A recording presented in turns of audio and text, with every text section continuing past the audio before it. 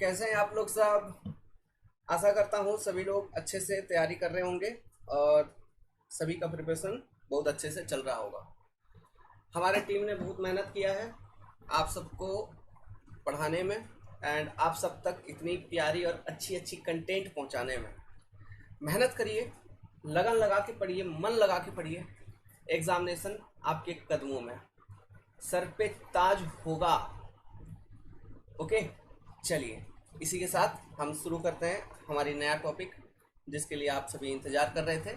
हम पढ़ेंगे engineering hydrology.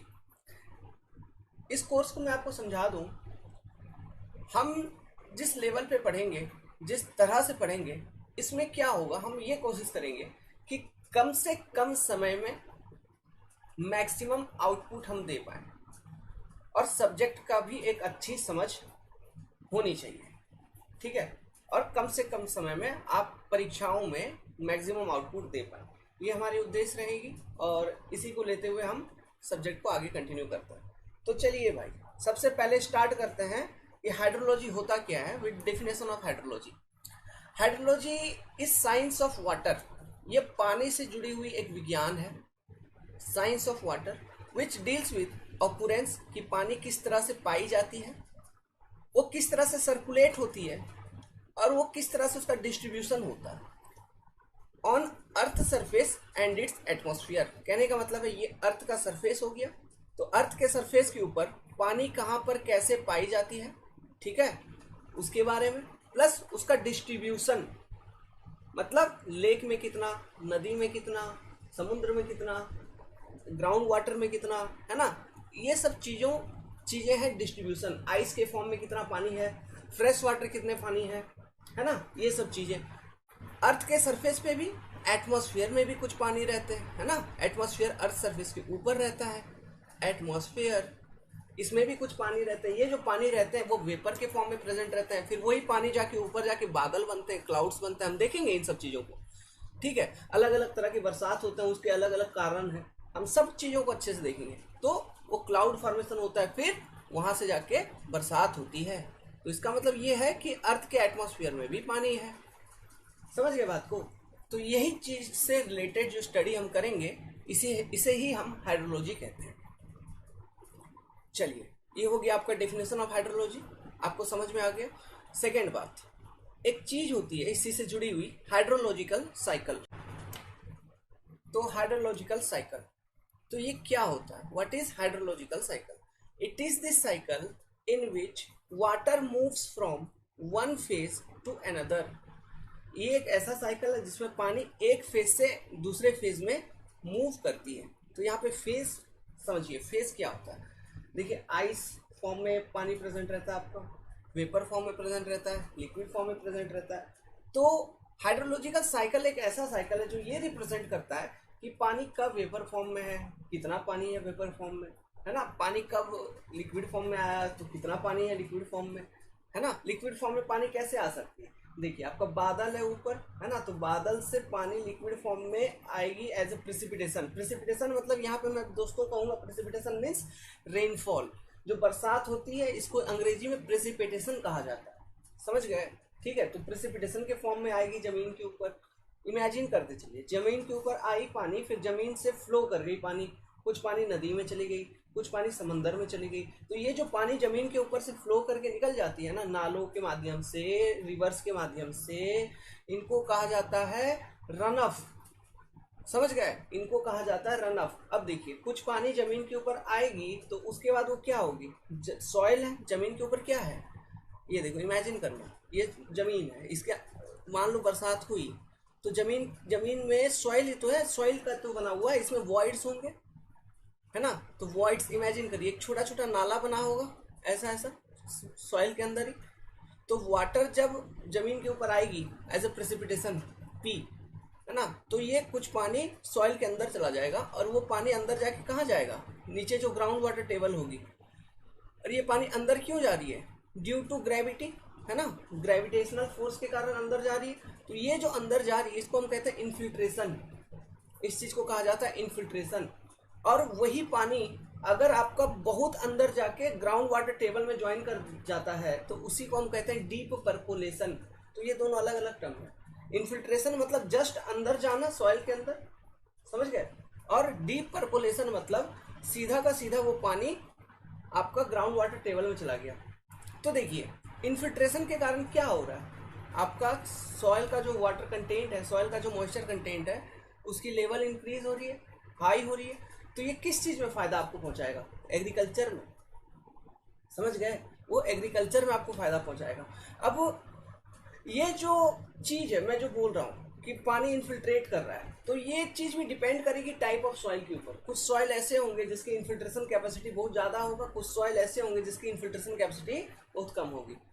तो कौन से सॉइल का इन्फिल्ट्रेशन कैपेसिटी ज़्यादा होगा? जिसमें वॉइड्स ज़्यादा होंगे, मतलब कोर्स सॉइल, मोटे दाने वाले सॉइल, बलुआ मिट्टी। कौन सा सॉइल ऐसा होगा जिसका इन्फिल्ट्रेशन कैपेसिटी बहुत कम होगा?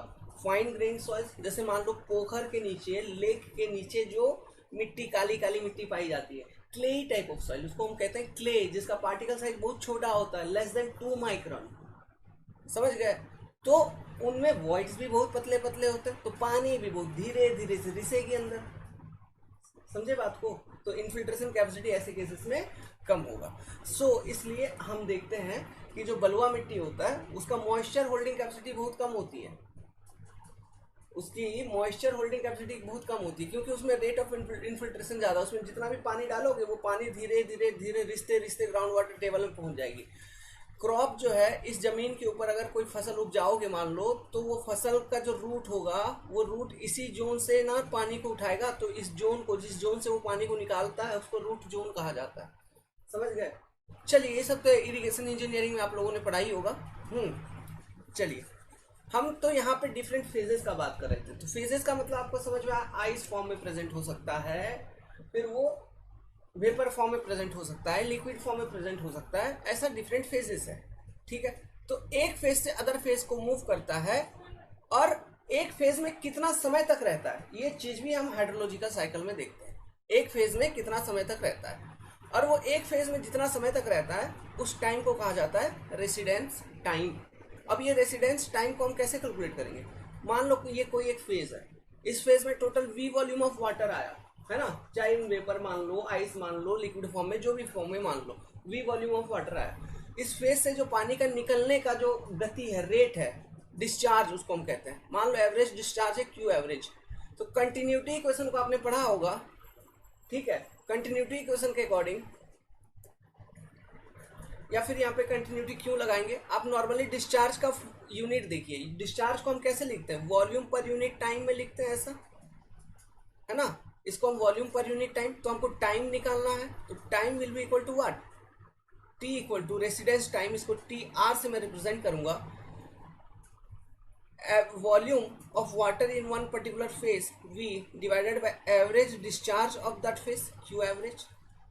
इस तरह से हम रेसिडेंस टाइम को निकाल सकते हैं। तो इसी रेसिडेंस टाइम को कैसे आपसे पूछा जा सकता है? आपको ये डायरेक्ट फॉर्मूला पूछा जा सकता है, या फिर इसका क्या मतलब है एज ए स्टेटमेंट आपसे पूछा जा सकता है, ठीक है। तो मतलब आप समझ गए कि कितना समय तक वो किसी एक पर्टिकुलर फेज में रहता है। इसका अगर डेफिनेशन हम लिखना चाहें तो हम इसको कैसे लिख सकते हैं? हम कह सकते हैं this is the time taken by A water particle, कोई एक वाटर पार्टिकल के द्वारा समय लिया गया है in crossing one particular phase of the hydrological cycle, ठीक है। हम इस तरह से रेसिडेंस टाइम को डिफाइन करते हैं। इसमें v क्या है? Total volume of water in that phase. v को आप ऐसे लिख सकते हो, it is total volume of water जो उस पर्टिकुलर फेज में है, और Q average means average discharge. Simple सी बात है, एवरेज डिस्चार्ज। डिस्चार्ज को हम कैसे मेजर करते हैं? इसका जो यूनिट होता है डिस्चार्ज का, मीटर क्यूब पर सेकेंड, है ना। मतलब वॉल्यूम पर यूनिट टाइम के फॉर्म में इसका यूनिट रहेगा। तो ध्यान देने वाली बात है, ठीक है। अब चलिए मैं आपको हाइड्रोलॉजिकल साइकिल को थोड़ा समझाता हूँ। तो बेसिकली मुख्य रूप से अगर हम बात करें तो हमारे पास दो तरह के चीज हैं। क्या है? सबसे पहले एक है ये ओशियन, समंदर है ये मान लीजिए, और ये है जमीन, लैंड है मान लीजिए, दिस इज योर लैंड। तो चलिए हम ओशन से हाइड्रोलॉजिकल साइकिल शुरू करते हैं, समंदर से हाइड्रोलॉजिकल साइकिल शुरू करते हैं। तो देखिए समुद्र का जो सतह है उसके ऊपर बरसात हो रही होगी आसमान से, तो इस बरसात को मैं कहता हूँ प्रेसिपिटेशन। तो इस तरह से पानी समुद्र के अंदर आई, समुद्र के अंदर पानी और कहाँ से आएगी, जमीन के ऊपर। मान लीजिए जब भी बरसात हुई होगी तो वहां से सरफेस रन ऑफ के माध्यम से, है ना, मतलब जमीन के ऊपर से पानी नदियों नाले के तहत बहते हुए समंदर तक पहुंची होगी, तो उस पानी को मैं कहूंगा रन ऑफ, उसको मैं रन ऑफ कहूंगा हमेशा। अब ध्यान रखिएगा, पी मतलब प्रेसिपिटेशन, प्रेसिपिटेशन, ठीक है, समझ गए। तो पी को हम प्रेसिपिटेशन को सिंपली पी लिखते हैं हाइड्रोलॉजी में, रन ऑफ को आर लिखते हैं, ठीक है। तो पानी कितने फॉर्म में आई ओशियन के अंदर, प्रेसिपिटेशन और रन ऑफ के फॉर्म में पानी ओशियन के अंदर में आई, है ना। ये मुख्य रूप से इस मात्रा में पानी आती है इस तरह से। फिर यहाँ से कुछ पानी बाहर भी निकल रही है, इवापोरेट कर रही है ना। तो इवापोरेशन को मैं लिखता हूँ ई। इवापोरेशन से जुड़ी हुई एक नियम है जिसको हम कहते हैं डाल्टन्स लॉ ऑफ इवापोरेशन, वो हम देखेंगे आगे चल के। तो इसको हम कहते हैं ई। तो इवापोरेट हो जाएगी। तो ये जो पानी इवापोरेट हुई, जितना भी मात्रा ऑफ पानी इवापोरेट हुई, वो कहाँ जाएगी, वो सीधा जाएगी आसमान के अंदर, एटमॉस्फेयर में। एटमॉस्फेयर में ऊपर जाके बादल बनाएगी, कंडेंस होगी, है ना। ये इवापोरेशन जो होगा ये वेपर फॉर्म में प्रेजेंट रहेगा। ये जो वाटर है ये वेपर फॉर्म में रहेगा, ये जाके ऊपर कंडेंस होगी, सॉरी, ये ऊपर जाके बादलों में कंडेंस होने के बाद बादल बनेंगे। वो बादल से फिर प्रेसिपिटेशन होगा, मतलब वहां से फिर बरसात होगा। तो वो बरसात मान लो किधर हो रहा है, वो बरसात मान लो जमीन के ऊपर हो रहा है, ओशियन के ऊपर भी हो रहा है एट द सेम टाइम, लेकिन जमीन के ऊपर भी बरसात आएगी, ठीक है, जमीन के ऊपर भी बरसात आई। फिर जमीन से जो पानी बाहर निकल रहा है ना, जमीन को तो यही एक मात्रा है ना, मतलब यही एक सोर्स है ना जिसके तहत पानी आ रही है जमीन के ऊपर। जितना भी पानी आ रही है जमीन के ऊपर, यही एक सोर्स है पानी आने का, प्रेसिपिटेशन, रेनफॉल, है ना। और उससे पानी दो फॉर्म में फिर बाहर निकलेंगे, जमीन के ऊपर से भी इवेपोरेशन होगी, है ना, और जमीन के ऊपर से आप जानते हैं नदियों नाले के द्वारा ये बह के पानी निकल जाएगी। तो हमेशा जो हमारा इक्विलिब्रियम इक्वेशन है, यहाँ पे अगर वॉल्यूम कंजर्वेशन लगाऊं तो प्रेसिपिटेशन में जितना पानी आया, रन ऑफ में जितना पानी है, यही बराबर हो रहा है इवेपोरेशन लॉसेस का, क्या, इतना ही टोटल पानी एटमॉस्फेयर में घूम रही है ना। तो यहाँ पे देखिए, अगर आप ओशियन के पास, ओशियन पे अगर यही इक्वेशन को लगाएंगे तो यहाँ पे हम लिख सकते हैं P plus R equal to E. लेकिन जमीन के ऊपर अगर यही इक्वेशन को लगाएंगे तो हम लिख सकते हैं P equal to E plus R. तो इसका मतलब क्या हुआ, इसका मतलब ये हुआ, आप यहाँ पे देख पा रहे हैं, साफ साफ सीधी सी बात है, क्या हम देख पा रहे हैं, हम ये देख पा रहे हैं कि समंदर से इवेपोरेशन ज्यादा होता है और जमीन के ऊपर प्रेसिपिटेशन ज्यादा होता है। देखिए इक्वेशन को, आपको ये समझ में आएगा। तो हम ये कह सकते हैं कि evaporation is greater than precipitation, किसके लिए, समंदर के लिए। अगर ओशियन के लिए मैं लिखूं तो मैं यहाँ लिखूंगा evaporation is greater than precipitation, ocean के लिए। लेकिन अगर लैंड के लिए मैं लिखूं तो मैं लिखूंगा precipitation is greater than evaporation, ठीक है। तो आपसे ऑब्जेक्टिव क्वेश्चन में ये लॉजिक पूछा जा सकता है। ओके, सो चलिए मैं इसको लिखवा देता हूँ। सो नोट डाउन करिए डेफिनेशन को कॉपी में। ये इन सब चीज़ों को लिखते जा रहे हैं कि नहीं, लिखते चलिए, आलसी मत बनिए।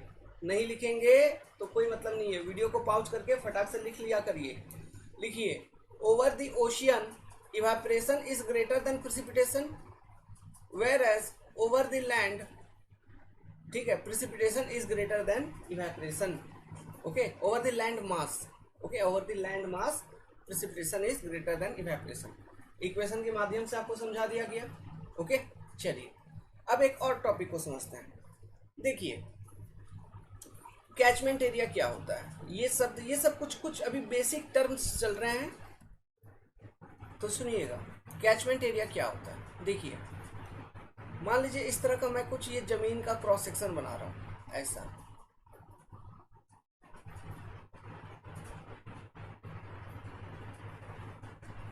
ठीक है, इस तरह का कुछ जमीन का क्रॉस सेक्शन मैंने बनाया। अब देखिए, इमेजिन करते चलिएगा, यहाँ पर ये जो लोएस्ट वाला पार्ट है, मान लो यहाँ से कोई नदी बह रही है, यहाँ से कोई नदी बह रही है, दिस इज वन रिवर, ठीक है। अब इमेजिन करिए, इस पूरे जमीन के ऊपर बरसात हुई, इस पूरे जमीन के ऊपर बरसात हुई आसमान से, ठीक है, पूरे जमीन के ऊपर बरसात हुई, पूरे एरिया में बरसात हो रही है, ठीक है, पूरे एरिया में बरसात हो रही है। तो ये जब पूरे एरिया में बरसात होगी तो देखिएगा, मैं कहना क्या चाहता हूँ, यहाँ पे अगर देखेंगे जो हाईएस्ट वाला लाइन्स, अगर यहाँ से मैं एक लाइन ऐसे ड्रॉ करूँ, इस तरह से यूं अगर एक लाइन ड्रॉ कर दूं,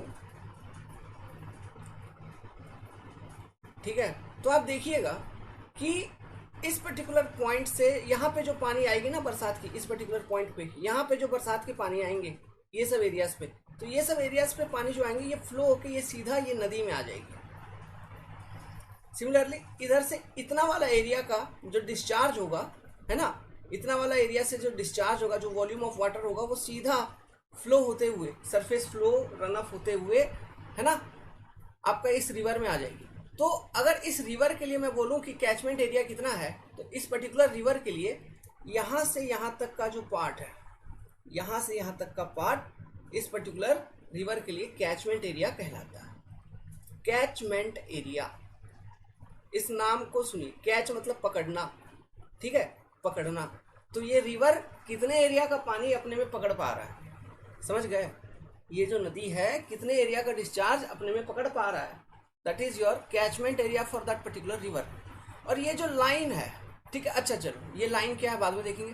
फिर इसके बगल वाला एरिया में देखिए, इस तरफ जो पानी आएगी, इस तरफ वो इधर फ्लो करके निकल जाएगी ऐसे। यहाँ पे कोई नदी बह रही होगी, मान लो यहाँ पे फिर कोई नदी बह रही होगी, है ना, तो ये सारा पानी इस वाले नदी में जाएगा, तो ये कोई दूसरा कैचमेंट एरिया होगा। यहाँ से कैचमेंट एरिया 2, कैचमेंट एरिया 2,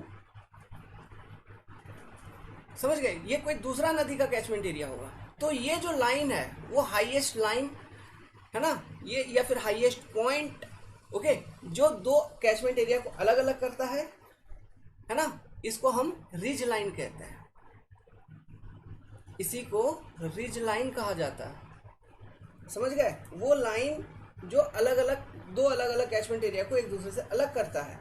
या फिर किसी किसी देश में इसी लाइन को वाटर डिवाइड लाइन कहा जाता है, वाटर डिवाइड लाइन। साफ है बात, कोई कंफ्यूजन नहीं, ठीक है? तो ये क्या है, ये एक ऊंचा उभरा हुआ पोर्शन है, समझ में आ रहा है? पानी की हमेशा टेंडेंसी होती है कि वो जो फ्लो करेगा वो high head to low head flow करेगा, ऊंचे इलाके से निचले इलाके में फ्लो करके आएगी। तो वो सबसे हाईएस्ट वाला पॉइंट होगा, वहां से एक तरफ और वहीं से दूसरी तरफ फ्लो कर सकती है। तो वही जो हाईएस्ट वाला लाइन है, that is your ridge line या फिर वाटर डिवाइड लाइन, समझ गए? और कोई चर्चा इस पे करने की जरूरत नहीं है, ओके। अब एक इक्वेशन मिलती है हमें जिसका नाम है water budget equation. What is this water budget equation? चलिए मैं एक सिस्टम, छोटा सा सिस्टम को लेके समझाता हूँ। मान लो ये कोई एक टंकी है, मान लो ये कोई एक टंकी है, दिस इज वन टैंक, ठीक है। इस टंकी का अपना एक स्टोरेज है जिसको मैं कहता हूँ S1। मान लो ये स्टोरेज है S1 at some time T1। मान लीजिए इस टंकी में किसी रूप से पानी का एंट्री हुआ, इनफ्लो हुआ। कैसे कैसे हो सकता है? प्रेसिपिटेशन के माध्यम से हो सकता है, सरफेस रन अप के माध्यम से हो सकता है ना, इन्फिल्ट्रेट कर सकता है कुछ पानी, इन्फिल्ट्रेशन कर सकता है कुछ भी, ये सारे सोर्स ऑफ इनटेक है। इस तरह से पानी इसके अंदर आई, है ना। अब यहाँ से पानी किसी माध्यम से बाहर भी निकलेगी, ठीक है। तो ये जो पानी अंदर आई इसको मैं कहता हूँ इनफ्लो वाटर, इसको मैं कहूँगा इनफ्लो वाटर, ठीक है। तो देखिए पहले से स्टोरेज था S1, जब इनफ्लो नहीं हो रही थी, इनफ्लो हुई, कुछ एक्स्ट्रा पानी आ गई, अब स्टोरेज S1 से चेंज होके S2 पे आ गई, है ना। तो इसका अगर डिफरेंस निकालेंगे तो आपको निकल जाएगा ये change in storage delta S, समझ गए?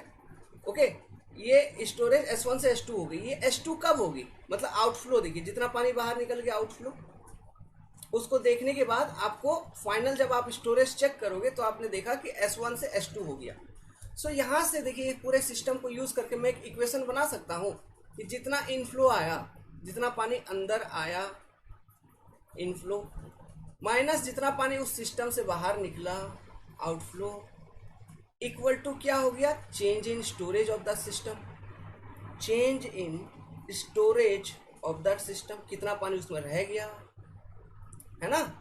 ये इक्वेशन बन जाएगा, मतलब I minus O equal to delta S। यही जो इक्वेशन है माय डियर, इसी को हम कहते हैं वाटर बजट इक्वेशन, ठीक है। तो आपसे इस जो भी एग्जाम आप दोगे, थोड़ा हाई लेवल का एग्जाम दोगे तो इसी इक्वेशन पे एक न्यूमेरिकल क्वेश्चन बना के दे देंगे कि इतना पानी जमीन में जा रही है, इतना पानी जमीन से बाहर निकली, या फिर लेक में इतना पानी जा रही है, इतना पानी लेक से बाहर निकली, ऐसा ऐसा, तो कितना पानी लेक में रह गया, ऐसा कुछ भी, मतलब इन तीनों में से कुछ भी निकालने के लिए पूछ सकता है। इनफ्लो या फिर आउटफ्लो, आउटफ्लो में भी डिफरेंट आउटफ्लो दे देगा, उसमें से कोई एक पर्टिकुलर आउटफ्लो पूछ सकता है, समझ गए, अलग अलग माध्यम से पूछ सकता है आपसे क्वेश्चन। तो यही आपका बेसिक इक्वेशन है जो आप अप्लाई करके निकालेंगे, इसी को कहा जाता है वाटर बजट इक्वेशन। अब ये किस बेसिक इक्वेशन के ऊपर डिपेंड कर रहा है या फिर किस बेसिक नियम के ऊपर डिपेंड करता है? ये डिपेंड कर रहा है कंजर्वेशन ऑफ मास, है ना, या फिर कंजर्वेशन ऑफ वॉल्यूम वगैरह बात कर लो, इस बेसिक मेथड के ऊपर डिपेंड कर रहा है कि जितना आएगा, जितना पानी आएगा वो पानी कांस्टेंट है, वही इनफ्लो में, आउटफ्लो में और स्टोरेज में डिस्ट्रीब्यूट हो रहा है, बाकी पानी का कहीं नुकसान नहीं हो रहा, समझ गए। सो ये जो नियम है water budget equation, it depends on conservation of mass, conservation of mass, clear है। तो आपसे एग्जाम में, छोटा एग्जाम में ये पूछा जा सकता है, बड़ा एग्जाम में इसमें से एक छोटा न्यूमेरिकल बना के दे देगा, तो प्रैक्टिस कर लीजिए क्वेश्चन को। अब एक छोटी सी टॉपिक आती है वर्ल्ड वाटर बजट। देखिए, पूरा जो धरती है ना, इस धरती के ऊपर लगभग 70.84% ऑफ केवल पानी है, मतलब इट इज, आप इसको 3/4 ऑफ अर्थ कह सकते हो। अलग अलग किताबों में अलग अलग डेटा दिया हुआ है, लेकिन ये डेटा हमने सीधा एनसीईआरटी की किताब से लिया है। कभी कभी छोटे मोटे एग्जाम में ये वैल्यू भी आपसे डायरेक्टली पूछ लिया जाता है। तो अब ये जो लगभग 71%, तो ये जो लगभग 71% का पानी है, इसमें से ओशियन के अंदर कितना है? इसमें से ओशियन के अंदर आप देखोगे तो ये है लगभग 96.5% ऑफ वाटर जो है ये केवल समंदर में है, ठीक है। अब तो ये समंदर का सारा पानी सलाइन वाटर है, जो कि हमारे पीने योग्य नहीं है। तो इस तरह का सलाइन वाटर लैंड के ऊपर भी है, ठीक है, लैंड के ऊपर भी इस तरह के सलाइन वाटर हैं, और वो लैंड के ऊपर कितना है? लैंड के ऊपर लगभग 1% सलाइन वाटर है। तो टोटल सलाइन वाटर कितना हो गया अगर आप देखोगे तो 97.5%, इतना वाटर सलाइन वाटर है जो कि बेकार है, अनयूज्ड वाटर, आप इसको ऐसे कह सकते हैं, ठीक है। इसका कोई ज़्यादा काम ही नहीं है, हम इसको डायरेक्टली पी नहीं पाएंगे, अगर पिएंगे भी तो कोई ट्रीटमेंट प्रोसेस के तहत हमको उसको साफ करना होगा, फिर हम जाके उसे पी सकते हैं, ठीक है। तो फ्रेश वाटर जो बच रहा है, फ्रेश वाटर, तो ये आपको कितना बच रहा है? पूरा फ्रेश वाटर आपको बच रहा है 2.5%। अब ये जो टोटल फ्रेश वाटर है, इसमें से भी दो अलग अलग तरह के पानी है, कुछ लिक्विड फॉर्म में है, ठीक है, और दूसरा जो प्रेजेंट है वो प्रेजेंट है फ्रोजन फॉर्म, आइस के फॉर्म में, अंटार्कटिका, ये सब चीज़ों, यहाँ पे आप देखोगे तो ग्लेशियर्स हैं, है ना, तो वो क्या है? वो फ्रेश वाटर है इन फ्रोजन फॉर्म, ओके। और वो टाइम टू टाइम वो ग्लेशियर्स क्या हो रहे हैं, पिघल के उसका जो रन ऑफ है, डिस्चार्ज है, वो समंदर में जा रहा है, तो वो भी वेस्ट हो रहा है। इसलिए न्यूज़ में हरदम रहती है कि वहाँ पे टेम्परेचर चेंज हो गया, वहाँ पे क्लाइमेट चेंज हो गया, तो यही सब चीज़ रीज़न, हमारी पानी की कमी होते जा रही है धीरे धीरे। तो ये सारे कुछ वैल्यूज़ हैं, आप इनको ध्यान रखिएगा, इनमें से कोई एक वैल्यू हो सकता है एग्जामिनेशंस में आपसे पूछ लिया जाए। इसी के साथ हमने बेसिक वाला जो इंट्रोडक्शन पार्ट था हाइड्रोलॉजी का वो कवर अप कर लिया, वो हो गया अपना खत्म। अब हम नया टॉपिक, नया चैप्टर को स्टार्ट करेंगे, प्रेसिपिटेशन। इस पे आपको ध्यान देना है, बहुत सारे ऑब्जेक्टिव क्वेश्चंस आपके एग्जामिनेशंस में आएंगे, तो हम सारा चैप्टर को बहुत अच्छे तरीके से कवर अप करेंगे शॉर्ट में। तो देखिए, what is precipitation? Precipitation denotes all form of water that reaches the earth surface from atmosphere. Atmosphere से, है ना, किसी भी फॉर्म में पानी अगर अर्थ सरफेस को आती है तो उसे हम प्रेसिपिटेशन कहते हैं। जैसे कि कैसे कैसे रूप में पानी आ सकती है? रेनफॉल के रूप में आ सकती है, आसमान से बर्फ आपके जमीन पे आ सकते हैं, है ना, तो आइस के फॉर्म में, स्लीट के फॉर्म में, ठीक है। आप देखोगे हवा में कभी कभी एकदम छोटे वाटर के ड्रॉपलेट उड़ते रहते हैं, तो वो भी कहाँ से है? वो भी एटमॉस्फेयर से है। अल्टीमेटली वो पानी भी जमीन पे जा रहा है, तो उसको ड्रीजल कहा जाता है। तो इस तरह से डिफरेंट फॉर्म है प्रेसिपिटेशन का, लेकिन इंडिया में हम जनरली प्रेसिपिटेशन को एज ए रेनफॉल ही समझ लेते हैं। ऐसा क्यों समझ लेते हैं भाई? वो गलत है।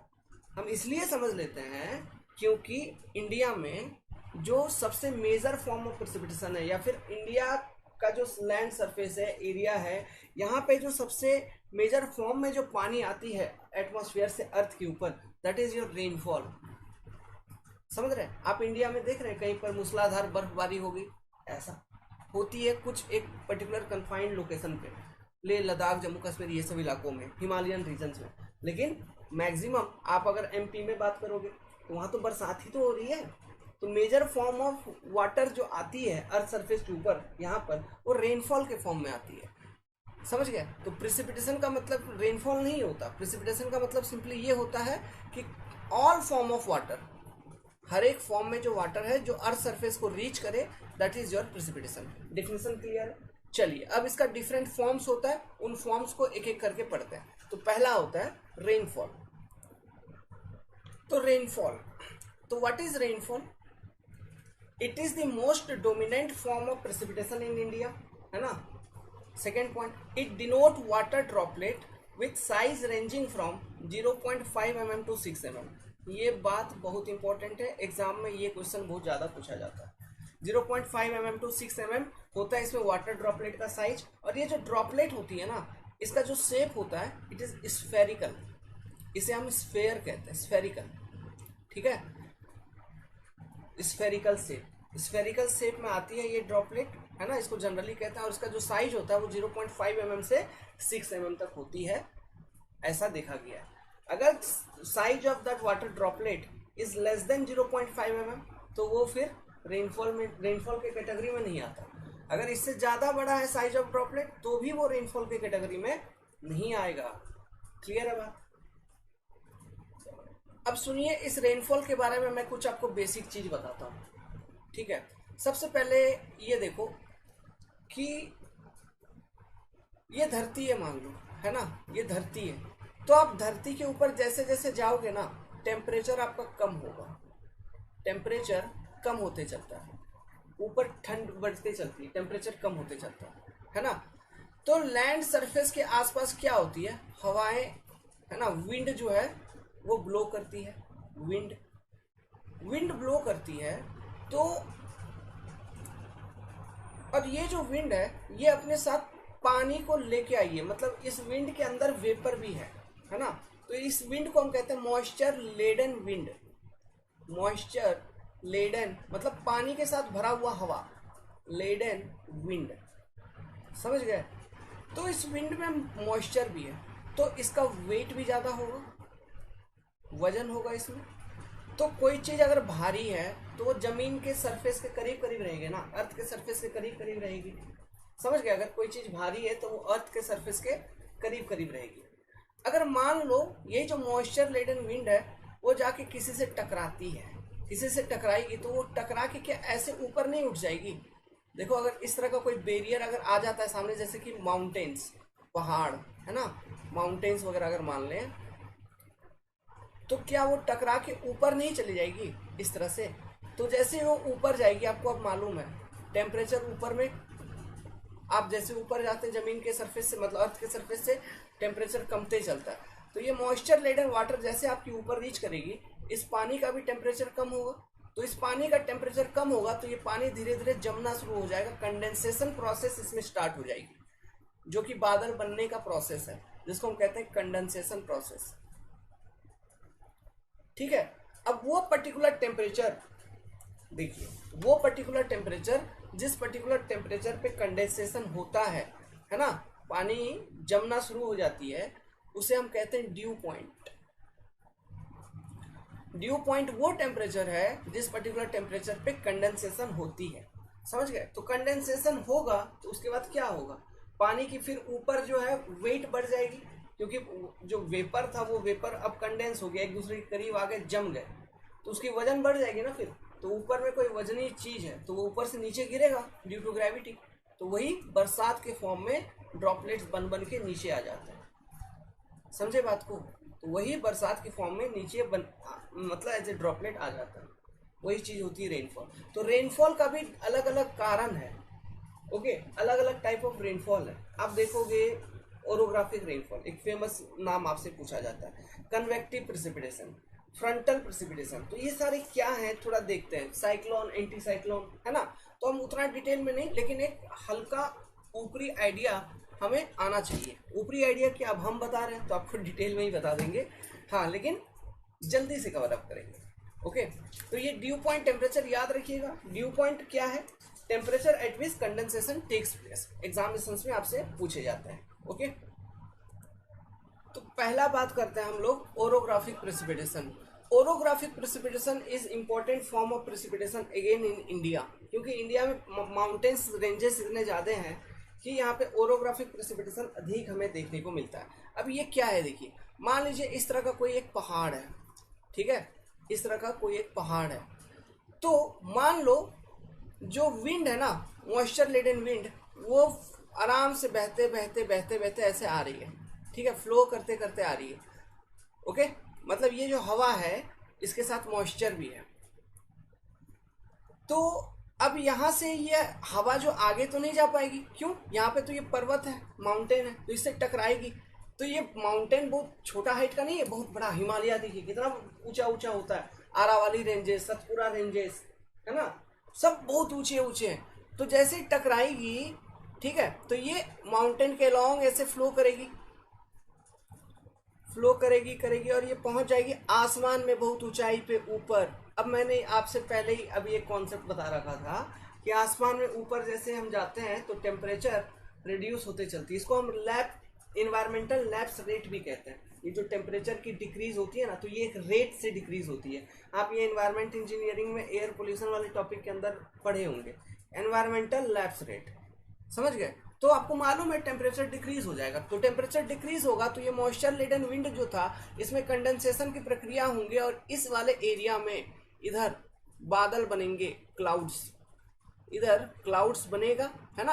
अब ये क्लाउड्स में वाटर ड्रॉपलेट्स होंगे, उसका वजन बढ़ेगा, हैवी होगा, तो इस एरिया में मूसलाधार बारिश हो जाएगा, जबरदस्त बारिश, ठीक है, इस एरिया में।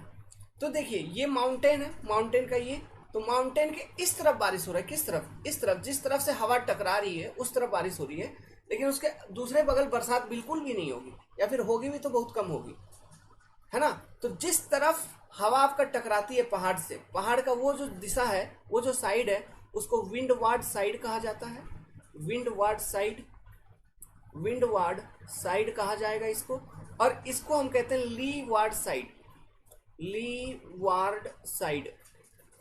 तो आपको एग्जाम में क्वेश्चन पूछेंगे, है ना, सबसे पहला कि इंडिया में जो रेनफॉल है वो कॉमन फॉर्म ऑफ जो प्रेसिपिटेशन है वो क्या है? ओरोग्राफिक प्रेसिपिटेशन, क्योंकि यहाँ पे पहाड़ ज़्यादा है। सबसे पहला तो ये टॉपिक, ये क्वेश्चन हो गया। दूसरा क्वेश्चन आपसे ये पूछेगा कि ओरोग्राफिक प्रेसिपिटेशन में किस तरफ ज़्यादा बरसात होगी, विंडवार्ड साइड में या लीवार्ड साइड में?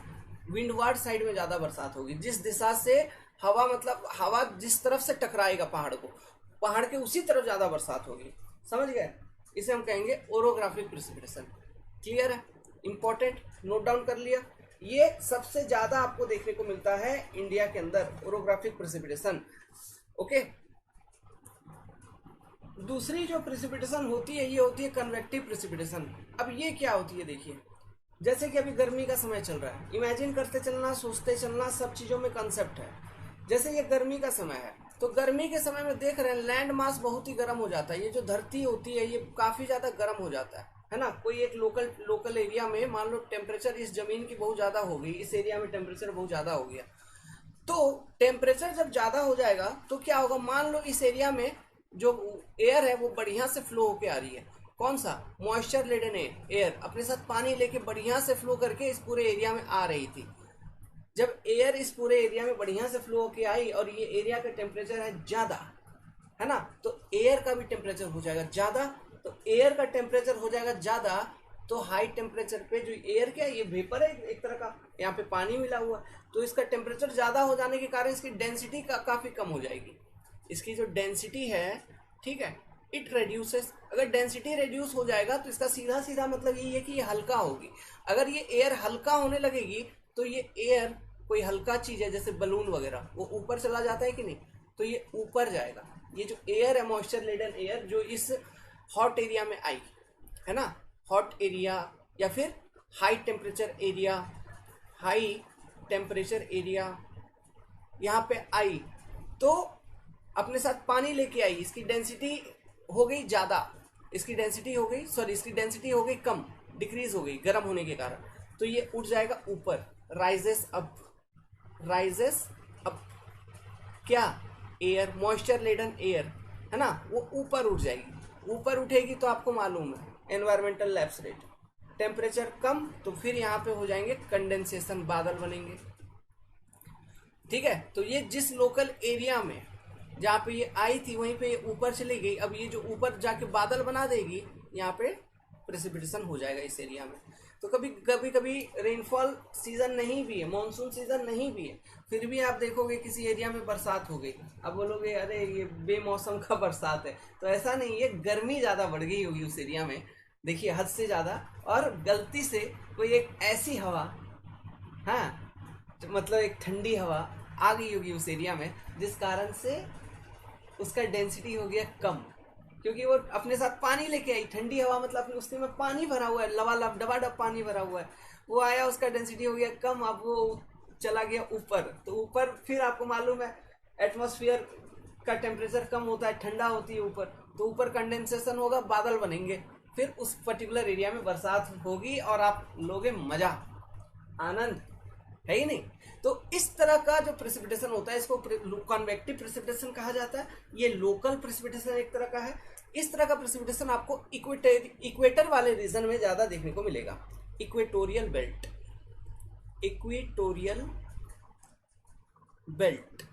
है ना।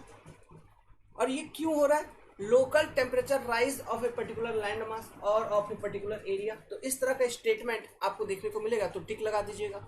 Local temperature rise of a particular area, ठीक है, हमने लिख दिया है local temperature rise of a particular area, इस कारण से, तो ये ध्यान रखिएगा, ठीक है। ये सब स्टेटमेंट ऑब्जेक्टिव क्वेश्चन में पूछे जाते हैं। अगला जो है ये फ्रंटल प्रेसिपिटेशन। ये देखो इसमें और ही एक कहानी है। कहानी क्या है? मान लो ये एरिया, ये कुरुक्षेत्र वाली सिस्टम है समथिंग, है ना, कि लड़ाई हो रही है, जैसे कौरव पांडव में लड़ाई हो रही है वैसा है। तो ये जो एरिया है इसमें दो हवाएं हैं। एक हवा कौन है? एक हवा ठंडा हवा है, मान लो ये कोल्ड एयर है, ये है कोल्ड एयर, ठंडा हवा। दूसरा हवा है कौन? इससे लड़ने आ गया है वार्म एयर, ठीक है, ये हो गई वार्म एयर। अच्छे से समझना चीजों को, बस यहाँ पे लड़ाई होने वाली है और कुछ नहीं। जो कोल्ड एयर है वो कोल्ड है, मतलब इसकी डेंसिटी होगी ज़्यादा, मतलब ये ज़्यादा वजनी है। वार्म एयर का डेंसिटी जो होगा, डेंसिटी को मैं रो लिखता हूँ, रो जनरली हम लोग लिखते हैं रो एयर, तो रो एयर जो होगी इसकी होगी कम, तो ये होगा हल्का, समझ गए। तो देखो अब क्या होगा, इस पर्टिकुलर एरिया में ये दोनों आ गए एक ही जगह पे, इधर कोई इधर से फ्लो करके आ रहा है, कोई उधर से फ्लो करके आ रहा है, जैसे आमने सामने यहाँ पे आए, तो क्या यहाँ पे कोल्ड एयर वार्म एयर से टकरा नहीं रहा है, एक तरह का कोलिजन हो गया। मान लो इन दोनों के बीच में टक्कर हुआ, तो जैसे इन दोनों के बीच में टक्कर होगा तो मेरे को ये बताओ, देखो यहाँ पे ये कोल्ड एयर आई है ना, इधर से वार्म एयर आ रही है, दूसरी तरफ से वार्म एयर आ रही है, ठीक है। तो इन दोनों के बीच में टक्कर होगी, टक्कर होने के बाद क्या होगा?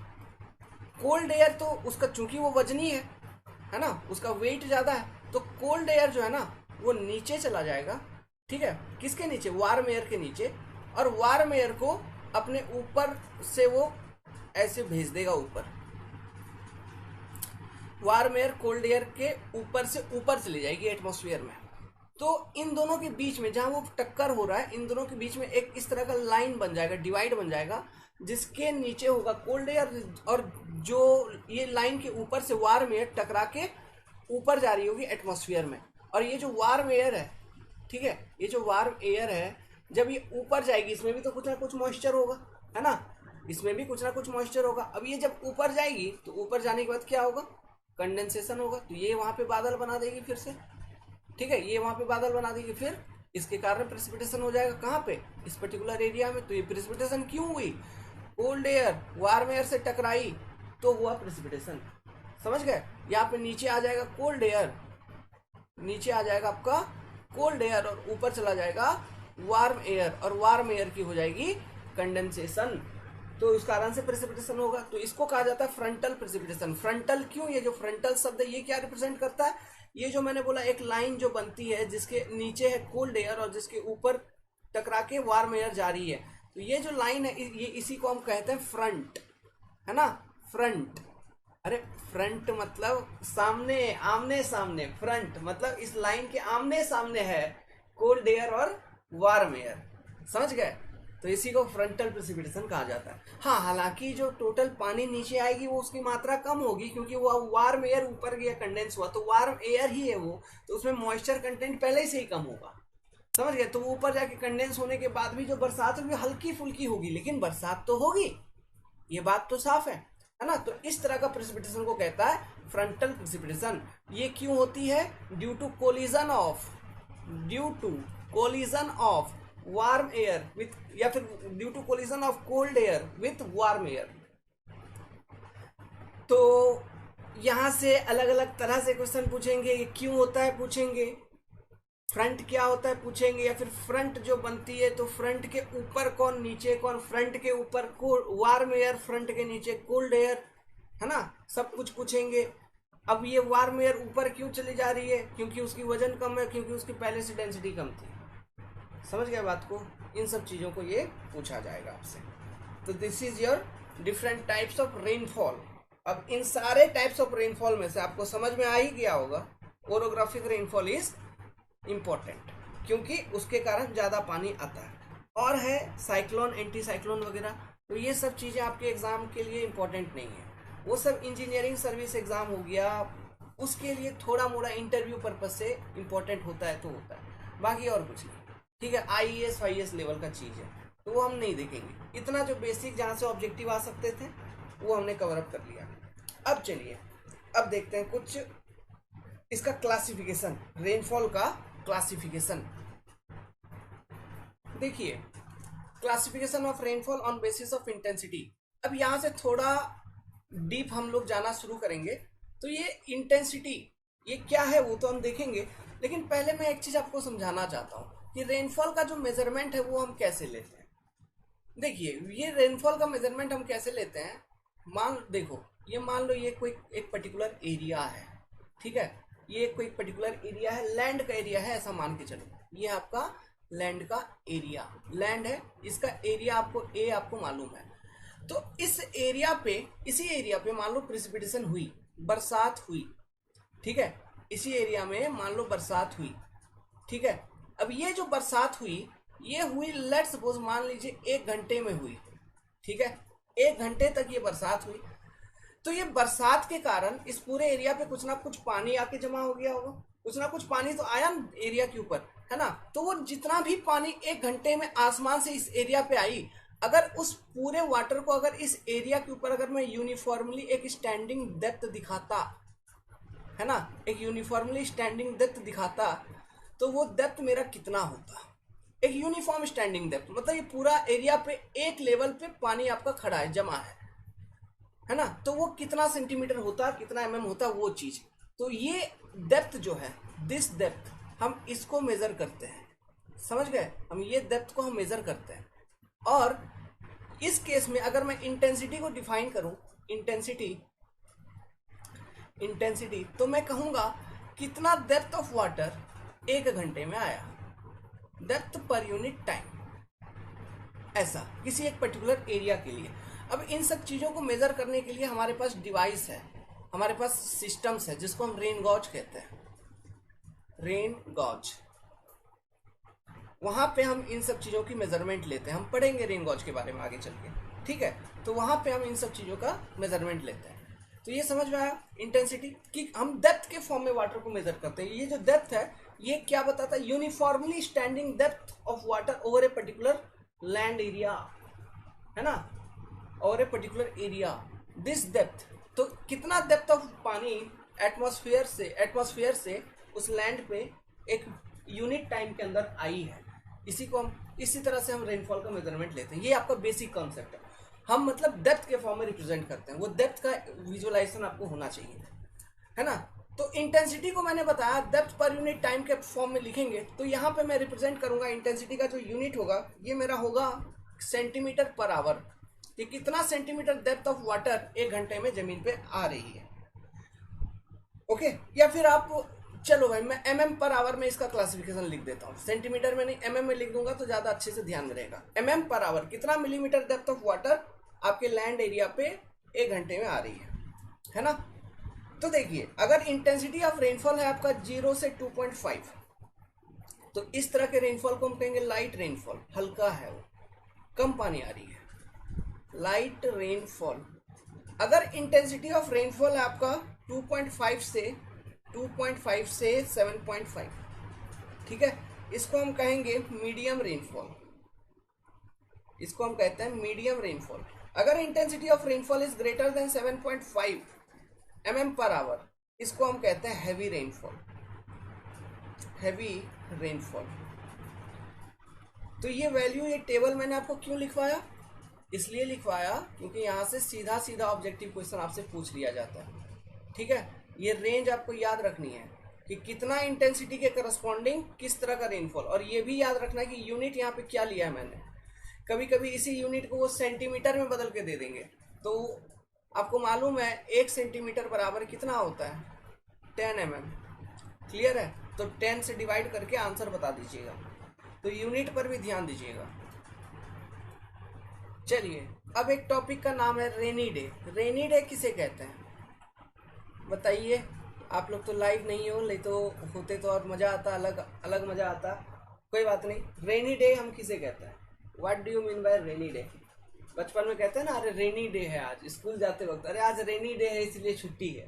तो रेनी डे का एक्चुअल डेफिनेशन क्या है, तो देखिए इसको इस तरह से कुछ डिफाइन किया गया है कि किसी एक पर्टिकुलर एरिया पे, है ना, उस एरिया पे मान लीजिए जो भी एरिया आपका, जो भी शहर है, आपके शहर में एक पर्टिकुलर दिन में, उस पर्टिकुलर दिन में जो बरसात हुई, ठीक है, जो बरसात हुई, अगर वो बरसात के कारण जो total depth of water I है उस पर्टिकुलर एरिया पे, अगर वो 2.5 mm से ज़्यादा है ना, ये डेप्थ ऑफ वाटर के बारे में बता रहा हूँ, अगर वो 2.5 mm से ज़्यादा है तो उस एरिया के लिए वो पर्टिकुलर डे रेनी डे कहलाएगा, क्लियर है।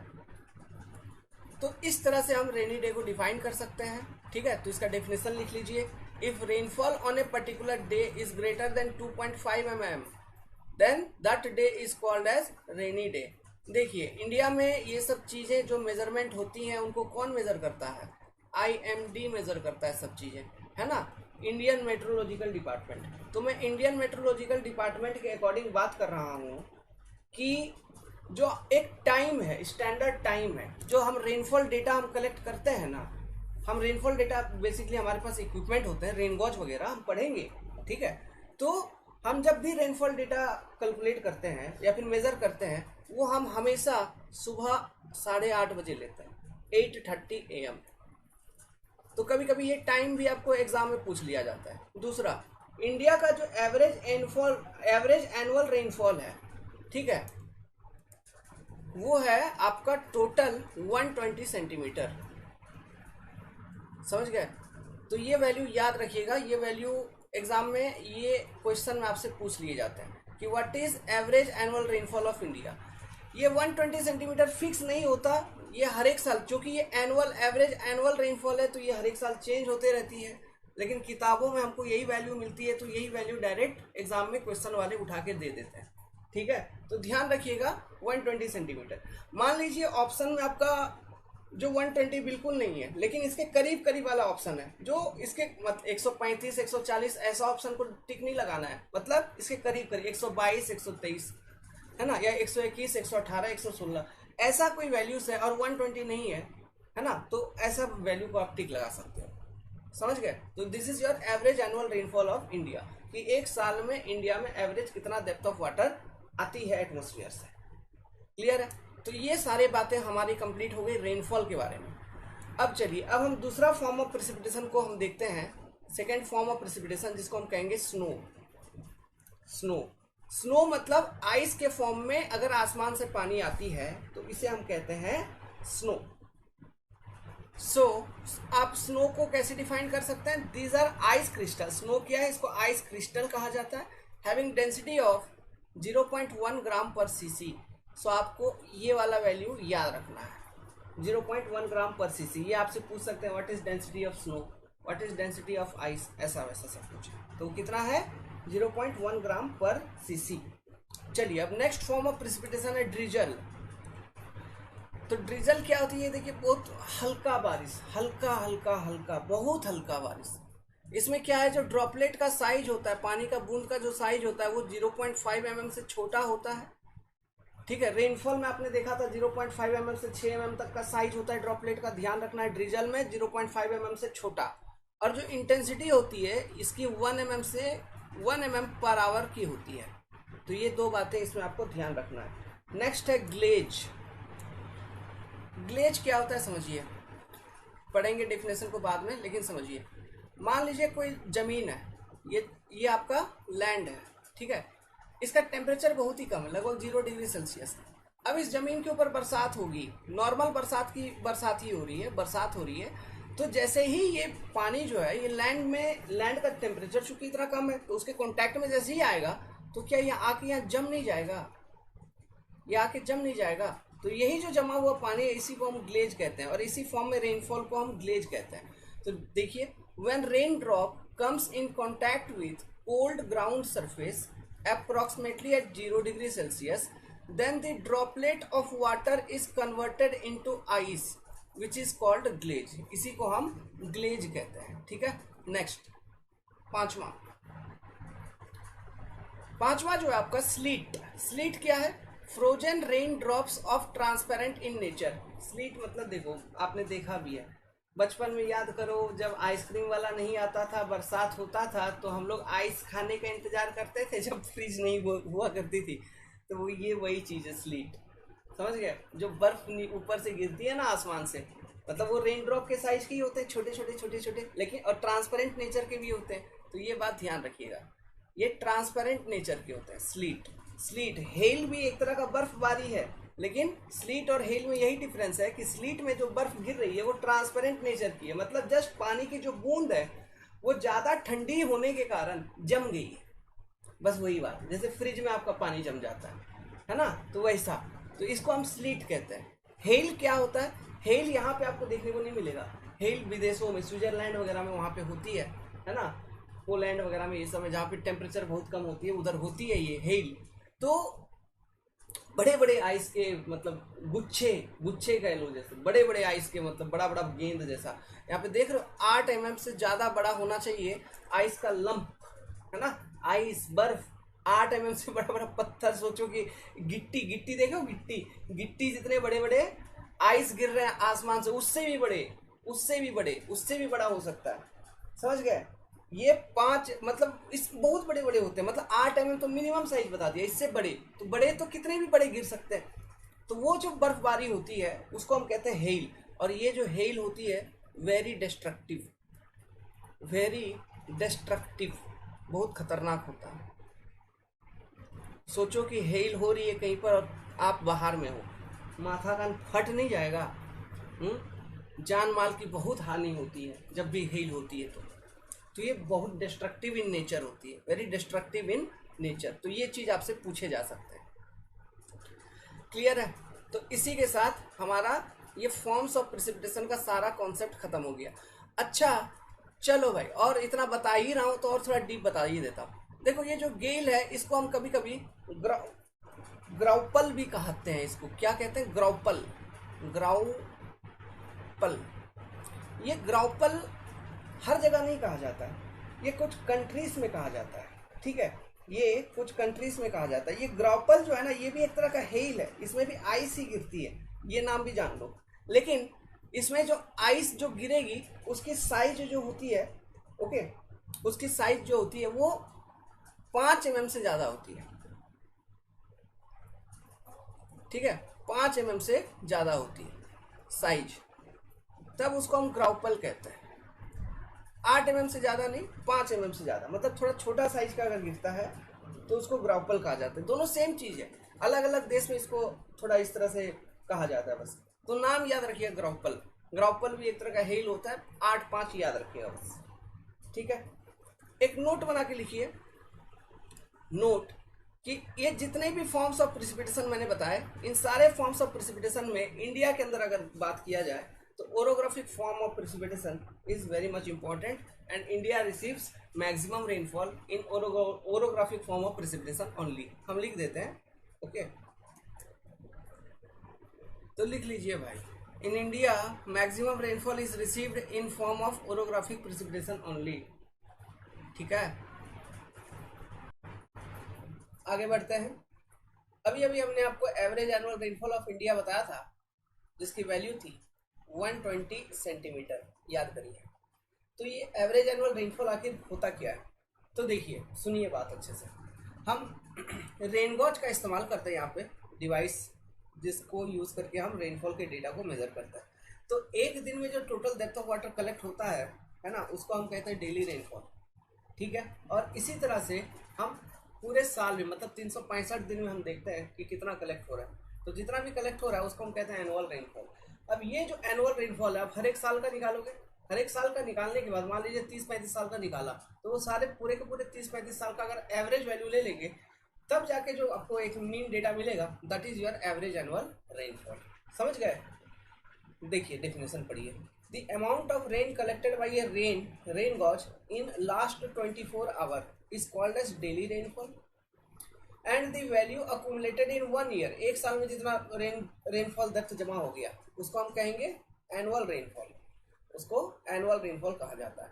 The average value of this 1 year annual rainfall over a period of 35 years या उससे थोड़ा ज़्यादा, मतलब मिनिमम 35 साल का तो एवरेज आपको लेना ही है ना। 35 साल का मिनिमम डेटा आपको चाहिए, तो लंबे डेटा है 35 साल का। और इन सब डेटा के लिए मैं बोलता हूँ, हमारे एक मित्र थे जो पीएचडी कर रहे थे, तो वो है फ्रॉम आईआईटी चेन्नई, ठीक है। तो हुआ ये कि उनको चाहिए था ये रेनफॉल डेटा, उनका पीएचडी इसी सेशन में था, यही हाइड्रोलॉजी वगैरह के टॉपिक पे था, फ्लड फोरकास्टिंग वगैरह वो कर रहे थे। तो उनको जो डेटा चाहिए था, इन डेटा के लिए उन्होंने आईएमडी को बोला, इंडियन मेट्रोलॉजिकल डिपार्टमेंट को। तो आईएमडी वालों ने बोला हाँ ठीक है हम देंगे। उनको रिवर का कैचमेंट एरिया का डेटा चाहिए था। वो बोले हम ठीक है देंगे, हमारे पास डैम का एक डेटा है, लेकिन उस डेटा के लिए वो बोले 5 लाख रुपया लगेगा, है ना। क्यों? ये समय के ऊपर डिपेंड कर रहा है ना। उतने साल से उन्होंने रिकॉर्ड को जमा करके रखा है, तो उसका मोल तो है, दाम तो है, समझ गए। तो आजकल डेटा का भी दाम होता है। फिर फिलहाल उन्होंने खरीदा नहीं, उनका जो मतलब गाइड था, प्रोफेसर था, उनके माध्यम से उनको वो डेटा अवेलेबल हो गई थी, ओके। 35 साल और एनी सुटेबल टाइम इंटरवल, एक लंबा समय इंटरवल है, समय अंतराल है यहाँ पे, है ना। उसके ऊपर का सारा एवरेज डेटा लेंगे तो आपका मीन प्रेसिपिटेशन का वैल्यू निकलेगा, जो कि होगा एवरेज एनुअल रेनफॉल। ये होगी इसकी डेफिनेशन, ध्यान में रखिएगा ये टाइम पीरियड। अब बात करते हैं मेजरमेंट के ऊपर कि इसको मेजरमेंट कैसे करेंगे। तो मैंने एक कॉन्सेप्ट समझाया था कि डेप्थ ऑफ स्टैंडिंग वाटर का हम मेजरमेंट लेते हैं, है ना। डेप्थ ऑफ स्टैंडिंग वाटर की कितना पानी जमा हो रहा है ना। यही हमारा बेसिक मेजरमेंट होता है, डेप्थ ऑफ स्टैंडिंग वाटर, यही चीज़ है। Rainfall is expressed in terms of depth to which water would stand on an area if all the rain water was to be collected over it. अगर पूरा का पूरा पानी अगर किसी एरिया के ऊपर कलेक्ट कर लेंगे तो कितना डेप्थ में वो पानी उस एरिया पे स्टैंड करेगा, वो डेप्थ को हम लिखते हैं। अब वो कितने घंटे में हो रहा है वो टोटल हम निकाल लेते हैं, है ना, कि इतने घंटे में इतना डेप्थ आ रहा है। अब वो टोटल डेप्थ बाय वो घंटा हम डिवाइड करके हम उसको यूनिट आवर में एक्सप्रेस करते हैं, तो हमको इंटेंसिटी मिल जाता है, mm/आवर, cm/आवर, इस तरह से। क्लियर है? रेनफॉल को मेज़र कैसे किया जाता है? इसको मेज़र करने के जो डिवाइसेस हैं उनके नाम है रेनगॉज, पल्वियोमीटर, ओम्बोरोमीटर, हाइड्रोमीटर, यूडोमीटर। ये सारा डिवाइस एक ही का नाम है, मतलब अलग अलग नाम है बस। तो इन नाम्स को याद रखिएगा, एग्जामिनेशंस में आपसे क्वेश्चन पूछे जा सकता है। अब देखिए थोड़ा सा मैं और बेसिक बताता हूँ आपको, ठीक है। आगे जो आने वाले कंसेप्ट जो टॉपिक्स हैं उसका यहाँ पे बेस बनाता हूँ। ये मान लो ये एरिया है कोई, तो रेनगॉज देखिए, इसमें रेनफॉल डेप्थ कलेक्ट करना है, तो बेसिकली ये एक डब्बा जैसा होता है, एक कंटेनर होता है ना। ये इसके कंस्ट्रक्शन के ऊपर हम नहीं जाएंगे अभी, क्योंकि हमको उतना डिटेल में भी यहाँ पे पढ़ने की जरूरत नहीं है। आप बस रेन गॉज जानिए, उसका बेसिक मैकेनिज्म को जानिए। एक कंटेनर जैसा होता है, तो मान लो किसी एरिया में बरसात होगी तो एक कंटेनर में भी बरसात होगी, तो जितना अगल बगल का एरिया में जमा होगा पानी, उतना ही डेप्थ मतलब यहाँ पे इस कंटेनर में जमा होते चलेगी। समझ में आ रहा है? तो यही डेप्थ का हम मेजरमेंट ले लेते हैं बस। यही होती है एक कंटेनर जैसा, जिसको हम कहते हैं रेन गॉज। अब ये रेन गॉज दो तरह के होते हैं, एक होता है मैनुअल रेन गॉज, एक होता है automatic rain gauge. Manual rain gauge ऐसे रेन गॉज होते हैं जहाँ पे जाके आपको ये जो डेप्थ जितना कलेक्ट हो रहा है ना, जितना भी डेप्थ कलेक्ट हो रहा है ना, इसका जाके खुद से रीडिंग लेना होगा, ऑब्जर्वेशन लेना होगा। इसको कहते हैं मैनुअल रेन गॉज। और होते हैं ऑटोमेटिक रेन गॉज। वो क्या होते हैं? जितना भी डेप्थ ऑफ रेनफॉल कलेक्ट हो रहा है वो इलेक्ट्रॉनिक माध्यम से आपके कंप्यूटर स्क्रीन पर वो डेटा सिग्नल भेज देगा, और वहाँ से आपको ये अंदाज़ा लग जाएगा जिस इलाके में आपने जो रेन गॉज इंस्टॉल किया है, तो ऑटोमेटिक वाला इंस्टॉल किया है, तो वहाँ से ऑटोमेटिकली डेटा आपको मिल गया। डेटा रिकॉर्डर उसमें ऑटोमेटिक है ना, आपको जाके वहाँ पे रिकॉर्ड करने की जरूरत नहीं है। सो यहीं से एक सवाल ये बन जाती है कि ऑटोमेटिक रेन गॉज जो है उसका यूज़ कहाँ पे होता है? रिमोट लोकेशंस पे, ऐसे लोकेशंस जहाँ तक हम पहुँच नहीं पाए, इनएक्सेसिबल एरियाज है ना, जहाँ तक पहुँचना मुश्किल होता है, जब बहुत ही ज़्यादा पहाड़ी इलाका है, वहाँ पे जाके इंस्टॉल कर दो भाई ऑटोमेटिक रेन गॉज, और नीचे सब स्टेशन बना दो। तो वहाँ से जो भी रेनफॉल का डेटा होगा उस कैचमेंट एरिया का टोटल इन्फॉर्मेशन आपको सब स्टेशन पे मिलेगी, वहाँ से हम एनालिसिस करते रहेंगे। समझ में आई बात? अब देखिए, तो ये सब कुछ कुछ बातें हैं, तो ध्यान रखिएगा। अब इनसे रिलेटेड सारे रिकमेंडेशंस वगैरह भी मैं आपको बताऊंगा अभी। देखो, मैं जो एक चीज़ यहाँ बताना चाहता हूँ कि ये जो एरिया है, इस एरिया में आप अलग अलग जगह पे रेन गॉज को इंस्टॉल कर देंगे। यहाँ पे एक रेन गॉज डाल दिया, इधर एक रेन गॉज, इधर एक रेन गॉज, ऐसा ऐसा बहुत सारा रेन गॉज है, ठीक है, इतने सारे रेन गॉज है। तो ये पूरा एरिया पे जब बरसात होगी तो हर एक रेन गॉज पे हो सकता है अलग अलग रीडिंग हो। यहाँ पे total depth of water, total precipitation P1 record हुआ, इधर P2, इधर P3 है ना, इधर P4, इधर P5 है ना, इधर P6, इधर P7। ऐसा क्यों? ऐसा तो कोई जरूरी नहीं है ना कि ये पूरे एरिया पे है ना, एक बहुत बड़ा एरिया है, ऐसा छोटा एरिया नहीं है, बहुत बड़ा एरिया है। ये एरिया लगभग नहीं, कम से कम तो 200 किलोमीटर का एरिया मान लो, है ना, इतना बड़े बड़े एरिया। तो हो सकता है कि हर एक जगह पे मतलब पूरे एरिया में जहाँ जहाँ भी रेन गॉज स्टेशन है, एक जैसा बरसात नहीं हुई है, कहीं थोड़ा ज़्यादा, कहीं थोड़ा कम, कहीं थोड़ा ज़्यादा, कहीं थोड़ा कम, ऐसा बरसात हुई है टोटल पूरे एरिया पे, और आपने इतने रेन गॉज स्टेशन से पूरे एरिया में लगा रखे हैं। तो यहाँ पे देखो, ये जो रेन गॉज स्टेशन पे जो रेनफॉल डेटा आपको मिला, ये किसी एक पर्टिकुलर पॉइंट पे मिला है ना, इस एरिया में कोई एक पर्टिकुलर पॉइंट है, आप ऐसा समझ सकते हैं। तो ये जो कोई एक सिंगल रेन गॉज जो डेटा आपको देता है उसे हम कहते हैं point rainfall data. Point rainfall data क्या देते हैं, क्या बोलते हैं उसको हम बोलते हैं पॉइंट रेनफॉल, क्योंकि वो किसी एक पॉइंट पे, एक बहुत बड़े एरिया में किसी एक पॉइंट पे आपको रेनफॉल का डेटा आपको दे रहा है। समझ गए? अब हमारा जो टास्क होता है, हमको ये बतानी है कि हम एक्चुअली इतना सारा रेन गॉज यहाँ पे इसलिए लगा के रखे हैं, हमको ये बतानी है कि इस पूरे ओवरऑल एरिया पे एवरेज रेनफॉल का वैल्यू क्या है। एवरेज रेनफॉल है ना, या मीन रेनफॉल, इसको हम मीन शब्द से भी लिखेंगे। मीन रेनफॉल की वैल्यू क्या है, हमको ये बतानी है। तो सिंपल सी बात है, कैसे बता दोगे? सभी का अरिथमेटिक मीन ले लेंगे, मतलब P1 plus P2 plus P3 plus P4 plus P5 plus P6 divided by 6। समझ गए? इस तरह से आप एवरेज प्रेसिपिटेशन बता सकते हैं, अरिथमेटिक मीन मेथड, या फिर और भी डिफरेंट मेथड्स हैं हमको ये बताने के लिए, है ना। ये मेथड्स पूछे जाते हैं, इसमें से फॉर्मूला पूछे जाते हैं, ठीक है। इनमें से कौन सा मेथड अच्छा है, कौन सा मेथड खराब है, ये सब पूछा जाता है। तो मेथड क्या है, किस चीज़ के लिए मेथड हम बता रहे हैं अभी जो पढ़ेंगे? एवरेज प्रेसिपिटेशन या फिर एवरेज रेनफॉल किसी एक एरिया पे कितना आ रहा है वो बताना है। तो वो हम किसको यूज़ करके बता रहे हैं? पॉइंट रेनफॉल डेटा का। सो अभी जो हम मेथड पढ़ेंगे, अब हमारा टॉपिक का नाम क्या हो जाएगा? Conversion of point rainfall data to mean rainfall data, या फिर conversion of point rainfall to average rainfall value. समझ गए? ये इसके अंदर बहुत सारे मेथड है, 3-4 मेथड है। तो चलिए तुरंत उन मेथड्स को देखते हैं। कॉन्सेप्ट क्लियर है, बैकग्राउंड क्लियर है कि आखिर हम क्यों करने जा रहे हैं, है ना। क्योंकि ये पॉइंट रेनफॉल किसी एक पर्टिकुलर लोकेशन पे आपको बता रहा है ना, ये पूरे एरिया पे तो नहीं बता रहा है ना। क्यों? बरसात आपका कोई जरूरी नहीं है कि पूरे एरिया पे यूनिफॉर्म हो, नॉन यूनिफॉर्म रेनफॉल है, प्रैक्टिकली आप सोचो, ठीक है। चलिए, एवरेज रेनफॉल कैलकुलेशन मेथड्स या फिर point rainfall data to mean rainfall data.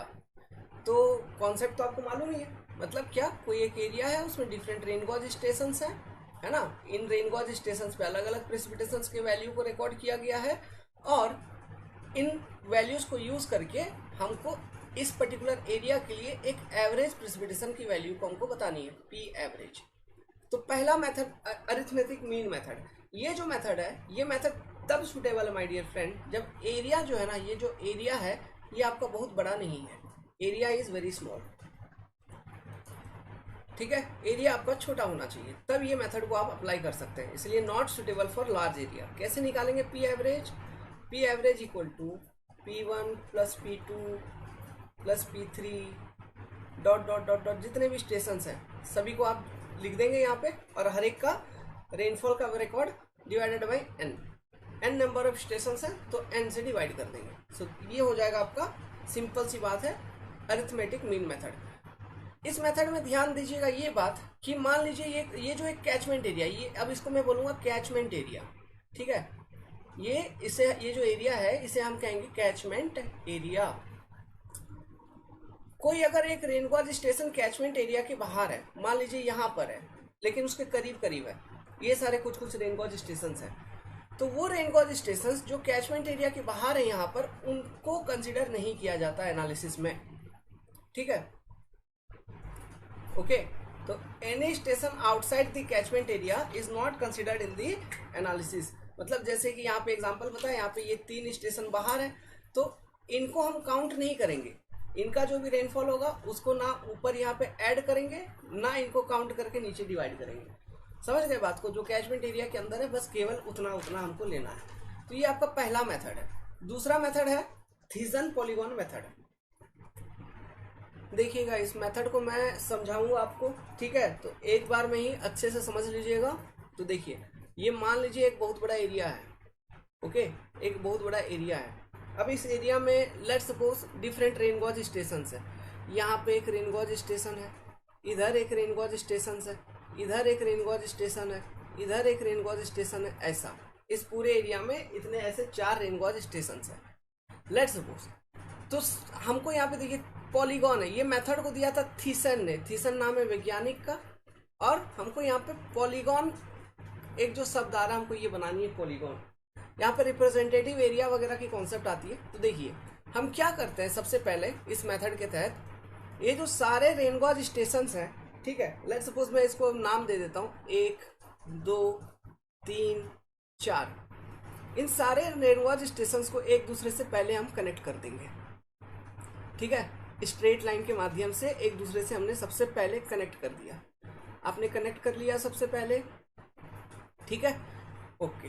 अब इनको कनेक्ट करने के बाद ये हो गया पहला स्टेप। दूसरा स्टेप आपको क्या करना है, आपको एक लाइन ड्रॉ करनी है जिसको हम कहेंगे बेस लाइन। एक लाइन ड्रॉ करनी है जिसको हम कहेंगे बेस लाइन। ये लाइन हम कैसे ड्रॉ करेंगे? ये लाइन ड्रॉ करने की एक रूल होती है। इन चारों रेनगॉज स्टेशन में से हम ये बेस लाइन हमेशा कोई 2 रेनगॉज स्टेशन के बीच में ड्रॉ करते हैं। अब वो 2 रेनगॉज स्टेशन कौन से होते हैं? वो ऐसे 2 रेनगॉज स्टेशन होते हैं जो एक दूसरे के काफी करीब हैं। तो यहाँ पे ये मेरे को बताओ, यहाँ पे आप बेस लाइन अगर ड्रॉ कर पाओगे तो यहाँ पे आप ड्रॉ कर पाओगे 1 और 3 के बीच में, और 4 और 2 के बीच में, ठीक है। लेकिन देखिए, हम बोल रहे हैं कि it is drawn between 2 closer stations. तो अगर ये हमको 2 क्लोजर स्टेशन के बीच में ड्रॉ करनी है तो हमको यहाँ से देख के ही मालूम चल रहा है कि 4 और 2 जो स्टेशन है, ये 2 स्टेशन एक दूसरे के करीब है, तो इनके बीच में एक इस तरह से स्ट्रेट लाइन ड्रॉ कर देंगे। तो देखिए ये चारों स्टेशन क्या एक ट्रायंगल के फॉर्म में डिवाइड नहीं हो गया? ट्रायंगल्स के फॉर्म में डिवाइड हो गया है ना। ये चौथा नंबर स्टेशन यहाँ पे लिख देता हूँ, ये ट्रायंगल्स के फॉर्म में डिवाइड हो गया। अब बात करते हैं प्रेसिपिटेशन का। तो यहाँ पे मान लीजिए P1 इसका रिकॉर्ड था, इसका रिकॉर्ड है P2, इसका रिकॉर्ड इसने रिकॉर्ड किया P3, इसने रिकॉर्ड किया P4, ऐसा ये रेनफॉल के वैल्यूज को इन्होंने रिकॉर्ड किए रेनगॉज स्टेशंस ने।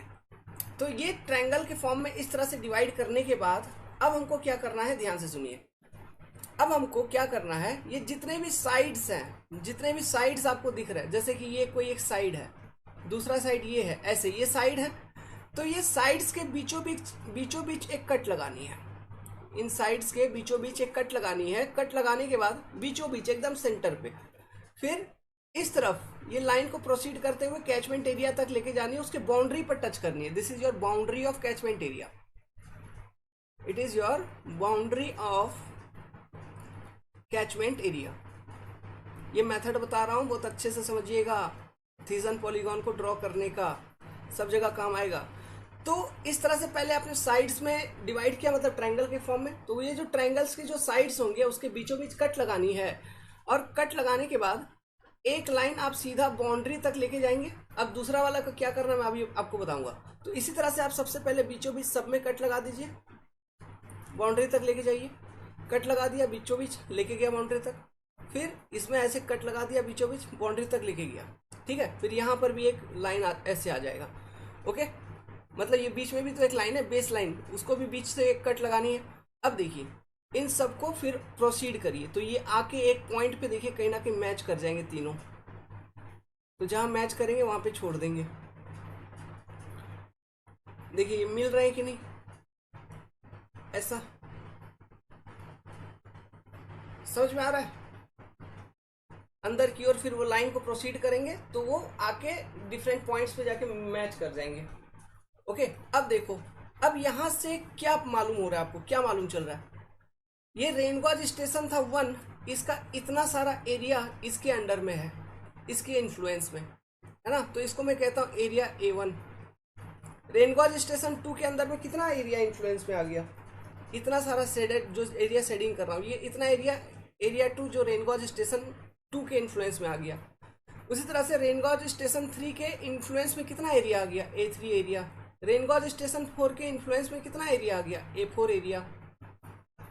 समझ में आ रहा है, मतलब हम क्या करने का कोशिश कर रहे हैं, पूरे एरिया को, उसमें जितने भी रेनगॉज स्टेशन हैं, हम ये कोशिश कर रहे हैं पता लगाने का कि किस रेनगॉज स्टेशन के अंदर में कितना वेटेड एरिया आ रहा है, कितना एरिया आ रहा है उसका, मतलब उस रेनगॉज स्टेशन पे कितने, बेसिकली कितने एरिया का रेनफॉल को आप रिप्रेजेंट कर सकते हो, है ना। कि उस रेनगॉज स्टेशन पे इतने पर्टिकुलर एरिया का, इस कैचमेंट एरिया का इतना बड़ा एरिया जो है का जो रेनफॉल है वो बेसिकली इस रेनगॉज स्टेशन के द्वारा आप रिप्रेजेंट कर पाएंगे कि उस पर्टिकुलर मतलब एरिया पे जो एरिया A2 है। कहने का मतलब जो एरिया A2 आपने यहाँ पे लिया है, तो A2 एरिया में आपका रेनगॉज स्टेशन है P2 जिसने मेजर किया प्रेसिपिटेशन P2। इसका मतलब ये है, हम ये मान के चलेंगे कि A2 पूरे के पूरे A2 एरिया पे जो शेडिंग किया है, यहाँ पे जो रेनफॉल हुई है पूरे एरिया पे P2 के बराबर हुई है।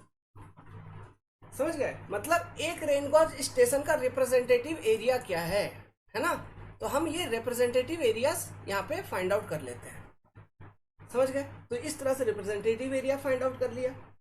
अब हम यहाँ पे देख पा रहे हैं कि हम यहाँ पे लिख पाएंगे P1 का रिप्रेजेंटेटिव एरिया है A1, P2 का है A2, है ना, P3 का हो गया A3, P4 का हो गया A4। तो ऐसे करके और भी होंगे। तो यही जो मेथड आपको मैंने एक्सप्लेन किया, अकॉर्डिंगली हम रिप्रेजेंटेटिव एरिया निकाल लेंगे। Pn का हो जाएगा AN। ऐसा हमको ऑब्जेक्टिव लेवल से बस मेथड को समझनी है, इसका प्लस माइनस पॉइंट्स को समझनी है जो क्वेश्चंस में पूछे जाते हैं, है ना। और फार्मूला, एक बेसिक फार्मूला, ताकि आप एग्जाम में मान लो न्यूमेरिकल भी आ गया तो फंसे नहीं, है ना। तो देखिए ऐसा, तो अब जो एवरेज रेनफॉल हम निकालेंगे P एवरेज, ये हम कैसे निकालेंगे, हम देखिए क्या करेंगे। यहाँ पे बेसिकली जो कॉन्सेप्ट हम यूज करते हैं वो हम यूज करते हैं वॉल्यूम। देखिए P एवरेज रेनफॉल ये डेप्थ के फॉर्म में निकलेगा, तो डेप्थ के फॉर्म में निकालना है तो हमको वॉल्यूम डिवाइडेड बाय एरिया कर देंगे अगर, है ना, तो हमको डेप्थ के फॉर्म में चीजें निकल जाएगी। वॉल्यूम डिवाइडेड बाय अगर एरिया हम कर दिए तो यही चीज हम यहाँ पे करने का कोशिश करते हैं। हम P1 के साथ A1 को मल्टीप्लाई कर देंगे, P2 के साथ A2 को मल्टीप्लाई कर देंगे, P3 के साथ A3 को मल्टीप्लाई कर देंगे, है ना। ऐसा तो देखो ये P1 A1 वॉल्यूम में चीजें आ रही है कि नहीं।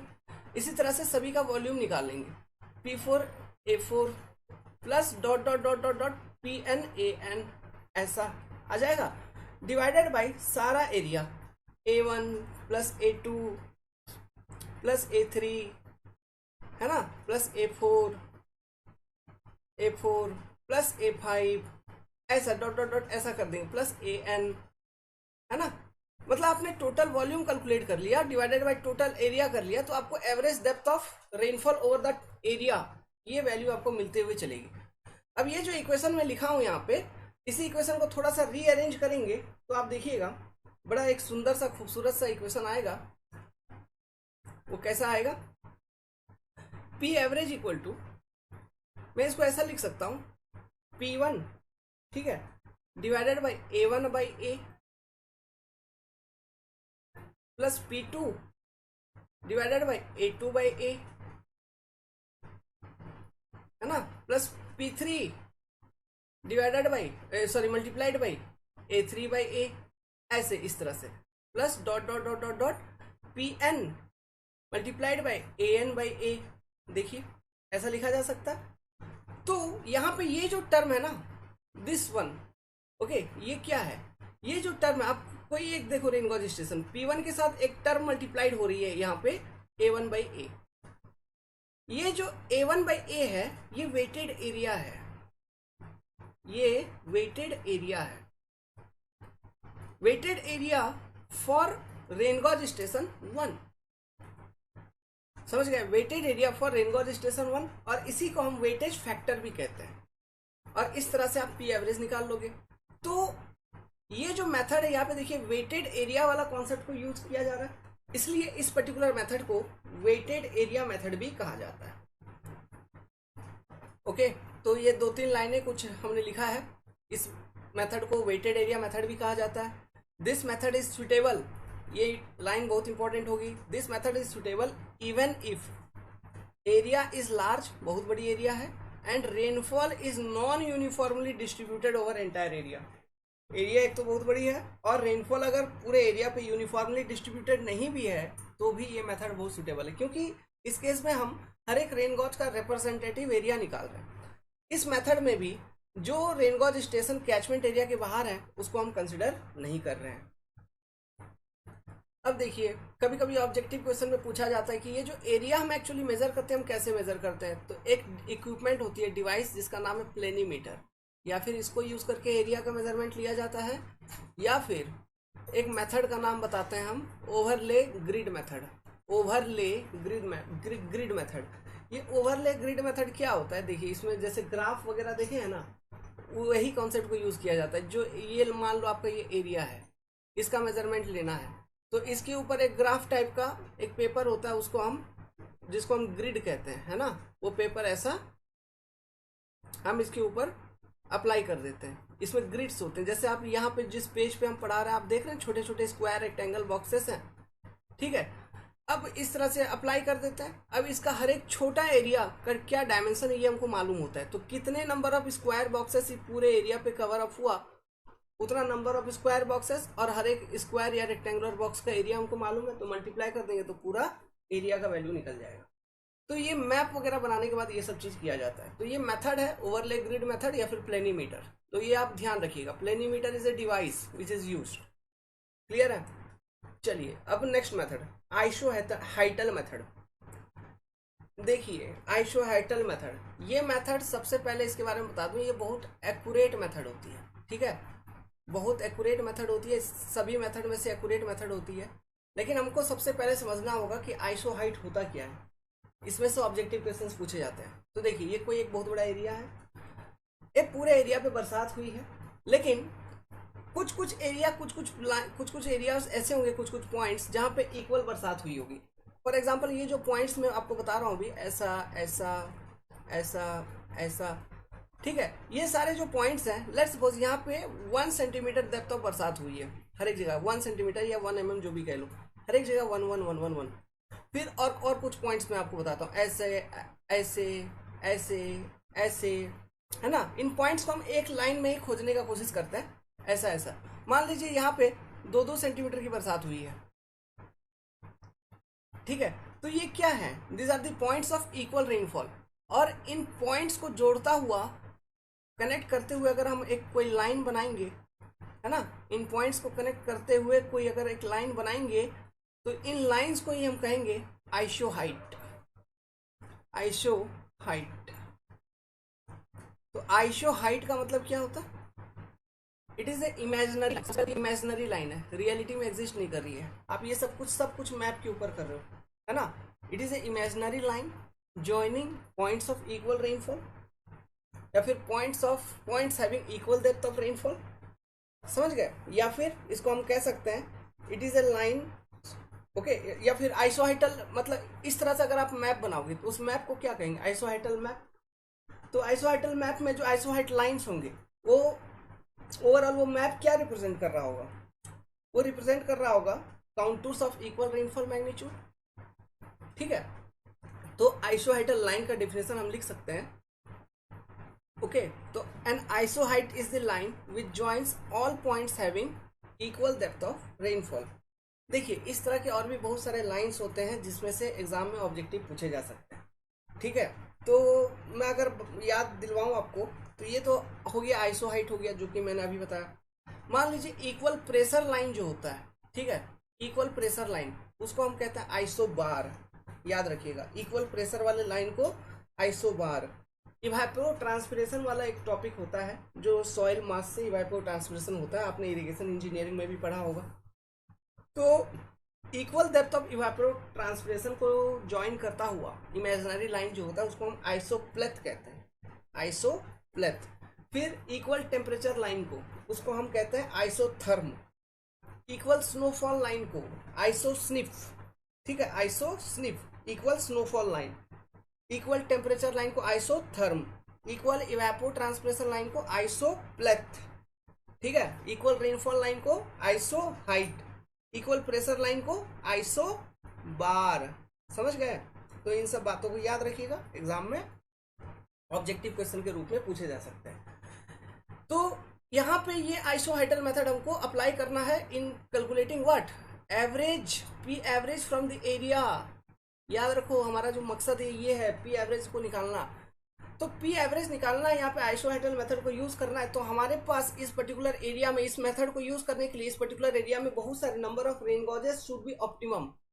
Sufficient number of rain gauge होना चाहिए ताकि आप आइसोहाइट लाइंस जो है वो आप ड्रॉ कर पाए, प्लॉट कर पाए, है ना। अधिक नंबर ऑफ रेन गॉज होना चाहिए, तभी जाके ज्यादा एक्यूरेसी के साथ आप मेजर कर पाओगे। ये जो मेथड है वो आपको मोस्ट एक्यूरेट रिजल्ट देगा and it is best suitable method. It gives most accurate result and it is best suitable method for calculating P average। ये मेथड टाइम टेकिंग मेथड है, आइसोहाइट वगैरह बनाना इतना आसान नहीं होता। नंबर ऑफ रेन गॉजेस जो है उस एरिया में वो भी ज़्यादा होना चाहिए, सफिशियंट होना चाहिए, टेक्निकल स्किल की काफ़ी ज़्यादा रिक्वायरमेंट है, समझ गए। लेकिन ओवरऑल ये मेथड जो है अभी तक जितने भी मेथड मैंने आपको बताए उन सभी में से बेस्ट सुटेबल मेथड है। तो चलिए अब मैं आपको इसका फॉर्मूला कैसे बनता है वो एक बार मैं आपको एक्सप्लेन कर देता हूँ।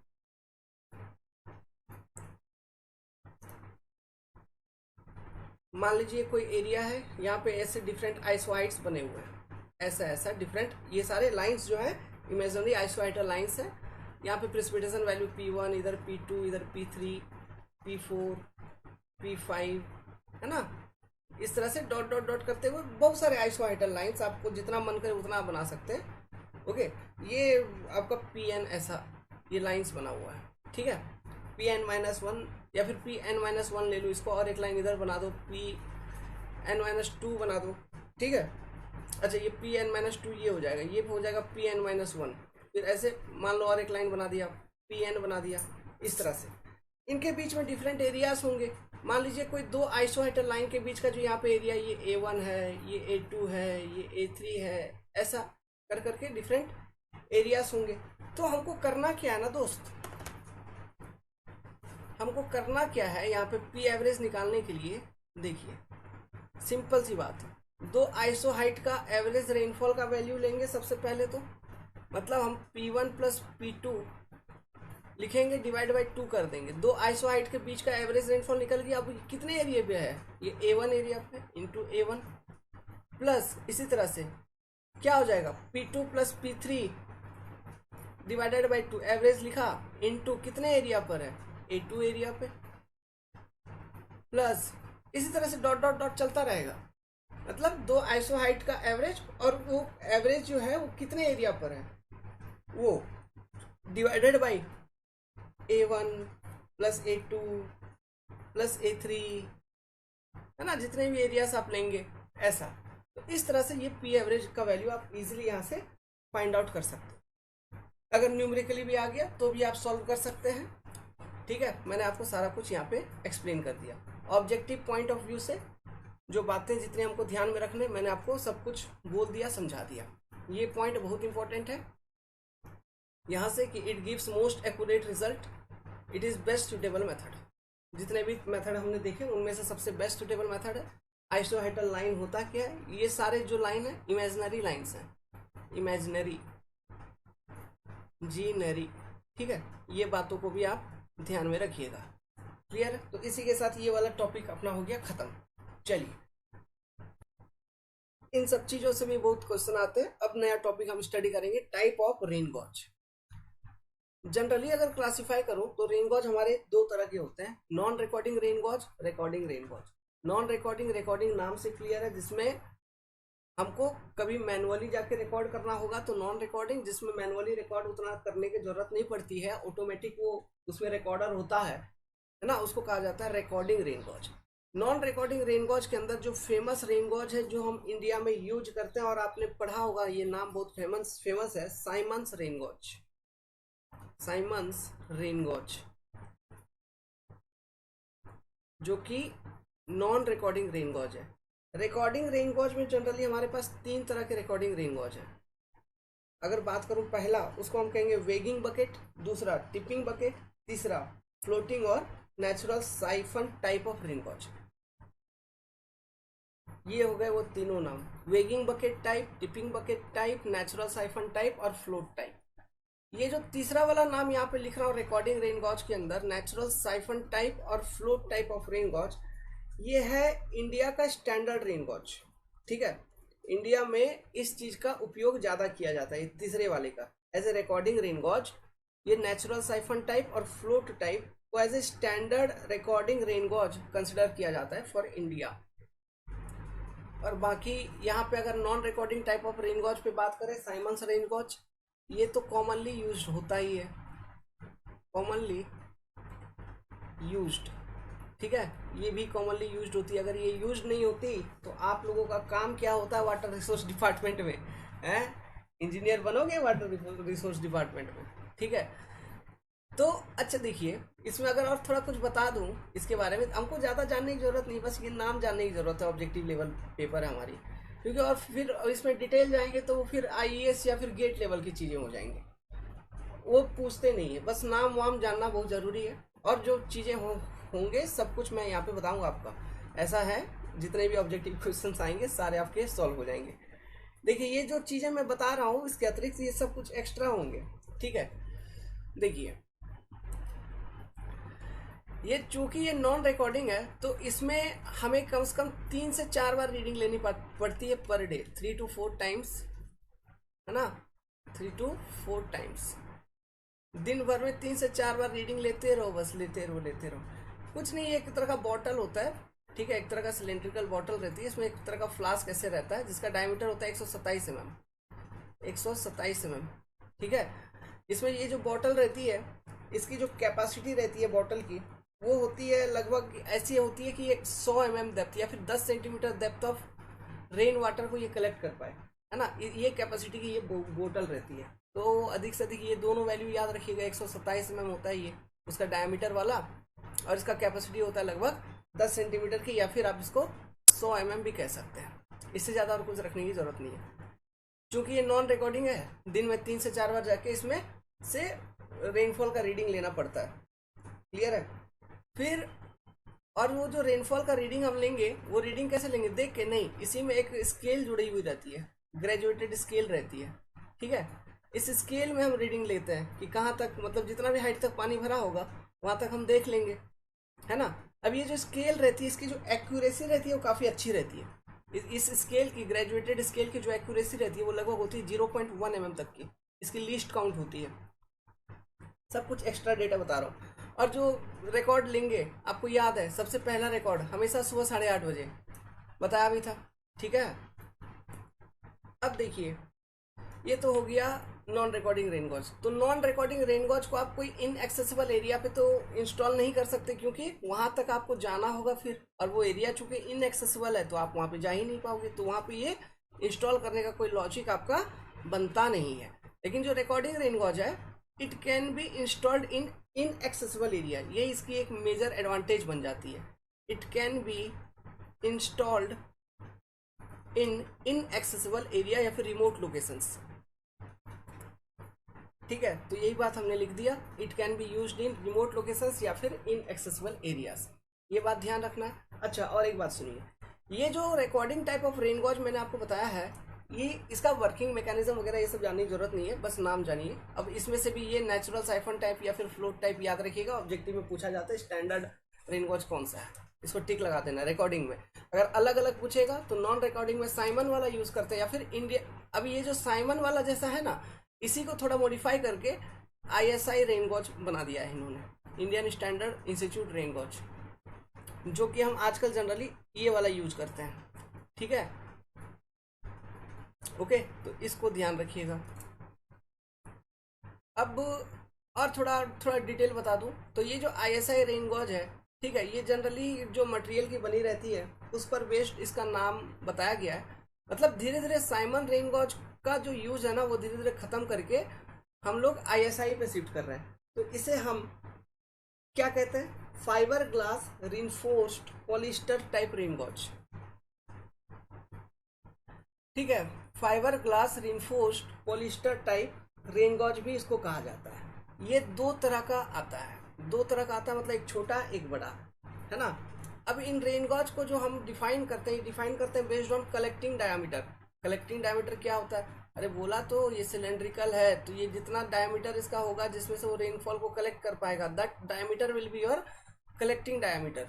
तो ये जो ISI रेन गॉज है, इसका जो वेरिएंट है, ये दो तरह के कलेक्टिंग डायमीटर्स में आपको मिलते हैं। एक छोटा मतलब 100 सेंटीमीटर स्क्वायर का कलेक्टिंग डायमीटर होता है, ठीक है। दूसरा जो वेरिएंट होता है उसका होता है 200 सेंटीमीटर स्क्वायर का कलेक्टिंग डायमीटर। ठीक है, बहुत ज़्यादा डिटेल आपको बता दिया हमने, इससे ज़्यादा डिटेल आपको अब नहीं चाहिए एग्जाम के लिए, क्लियर है।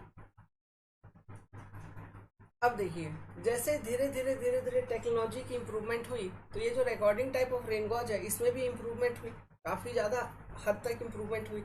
अब खास करके ये वाला जो रेन गॉज है, कौन सा, सेकेंड वाला रिकॉर्डिंग में, टिपिंग बकेट, है ना, इसमें थोड़ा ज़्यादा ही इम्प्रूवमेंट हो गई। ठीक है, इससे निकल के आ गया और एक नया तरह का रेन गॉज जिसको कहते हैं telemetering rain gauge. Telemetering rain gauge भी एक तरह का टिपिंग बकेट रेन गॉज ही होता है, लेकिन इसमें एक ऐसा सिस्टम को डाल दिया जाता है जिसके मतलब ऐसा एक इलेक्ट्रॉनिक सिस्टम जिसके माध्यम से ये जो डेटा है ना, ये एक लोकेशन से दूसरा लोकेशन तक भी आपको ट्रांसमिट कर देता है। ठीक है, ये रेनफॉल डेटा को ट्रांसमिट कर देता है आपके स्टेशन तक, मेन स्टेशन तक, जहां से आप इस तरह के सारे रेन गॉज स्टेशंस को मॉनिटर कर रहे हो। तो आपसे पूछे जाएंगे अगर telemetering type of rain gauge जो होता है वो किस तरह का वेरिएंट होता है, तो वो होता है tipping bucket type of variant of recording rain gauge. ठीक है, उसमें बस एडवांस इलेक्ट्रॉनिक्स रहती है। ठीक है, अब इससे भी और ज्यादा इम्प्रूव्ड वर्जन अगर बात करें तो रेडार बेस्ड रेन गॉज कुछ आए हैं जो कि और ज्यादा इम्प्रूव्ड वर्जन के रेन गॉज हैं, समझ गए। तो रेडार बेस्ड रेन गॉज जो होते हैं वो वेवलेंथ पे काम करते हैं, वेवलेंथ वगैरह, और जो रेंज ऑफ वेवलेंथ होता है कि जिस वेवलेंथ पे वो रेडार बेस्ड रेन गॉज जो है वो काम करेंगे, वेवलेंथ को हम रिप्रेजेंट करते हैं बाय ये वर्ड कॉल्ड लैम्डा। ठीक है, बस ये सब चीजें मैं इसलिए बता रहा हूँ ना ताकि आपको सुना हुआ रहे, ध्यान में रहे, ऑब्जेक्टिव क्वेश्चन आ गया तो टिक लगा दो। जो रडार बेस्ड रेन गॉज होते हैं, ठीक है, वो एक वेवलेंथ पे ऑपरेट करते हैं, और वेवलेंथ जो होता है उसको कहते हैं लैम्डा। लैम्डा का जो रेंज होता है वो होता है 3 से लेकर 10 सेंटीमीटर तक। रडार बेस्ड रेन गॉज जो है वो ज्यादा एरिया को कवर कर पाएगा, ज्यादा एरिया में रेनफॉल को मेजर कर पाएगा। ठीक है, इस और साथ साथ रेनफॉल का मूवमेंट किस डायरेक्शन में मूव कर रहा है, इन सब चीजों को भी वो मेजर कर पाता है विथ गुड एक्यूरेसी। एक्यूरेसी भी काफी अच्छी होती है। ठीक है, अब यहाँ पे जो मैंने रेंज बताया, जो रडार बेस्ड रेनफॉल रेन गॉजेस हैं, इसके जो मैंने ऑपरेटिंग रेंज बताया 3 सेंटीमीटर टू 10 सेंटीमीटर, चलिए मैं इस पे लिखवा ही देता हूँ आपको। तो ये लीजिए, हमने लिख दिया तो 10 सेंटीमीटर वेवलेंथ जो होता है ना, जो मतलब ज़्यादा बड़ा वेवलेंथ है वो ज़्यादा हैवी रेनफॉल के लिए है, जो कम वेवलेंथ है वो है लाइट रेनफॉल या फिर स्नोफॉल के लिए। एक्यूरेसी जो है इसकी मेथड की हाई होती है ना, मतलब जो रिकॉर्ड लेता है ये ऑब्जर्वेशंस बहुत डिटेल में लेता है। कवर जो इसका एरियल एक्सटेंट होता है वो ज़्यादा बड़ा होता है, लार्ज एरिया को ये कवर कर सकता है। साथ ही साथ हम इसमें डायरेक्शन ऑफ रेनफॉल को भी इजीली मॉनिटर कर सकते हैं।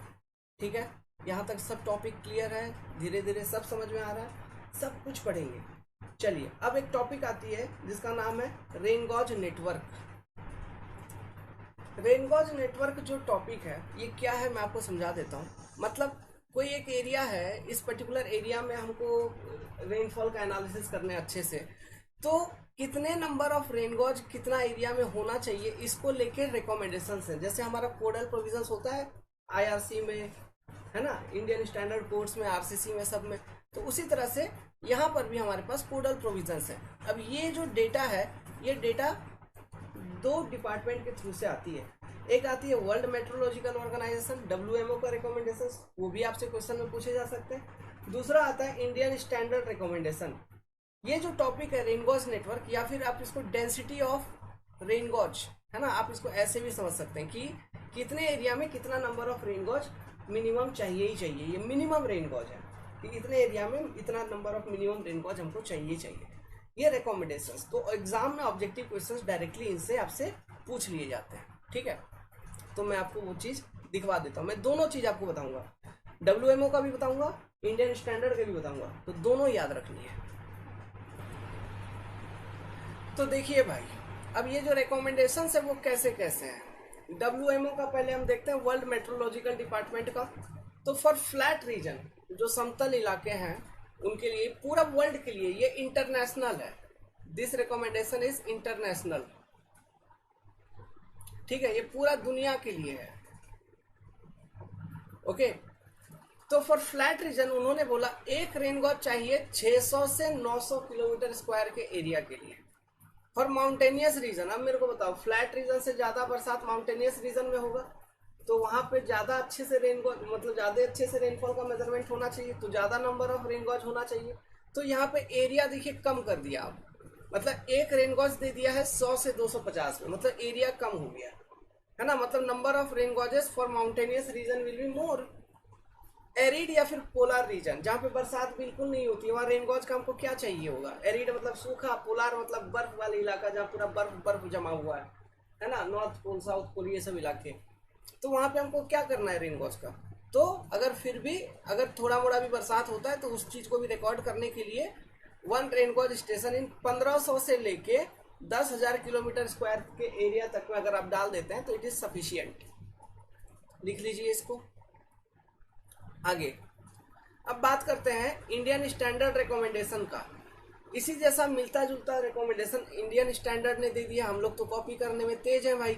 तो फॉर प्लेन रीजन, जैसा उन्होंने फ्लैट बोला, यहाँ पे बोला प्लेन, एक स्टेशन 520 किलोमीटर के एरिया में। For region having average elevation of 1000 metre, मतलब समुद्री सतह से ऐसे लोकेशन, ऐसे एरिया जो समुद्री सतह से 1000 मीटर पर है, उतने ऊंचाई पर है, उसका रेडियस लेवल इतना है, तो वहां पे आपको ज्यादा बरसात देखने को मिलेगा, है ना, थोड़ा। तो वहां पे एक स्टेशन 260 से 390 किलोमीटर स्क्वायर के एरिया में आप डाल दीजिए। फॉर हिली रीजन, मतलब एलिवेशन ग्रेटर देन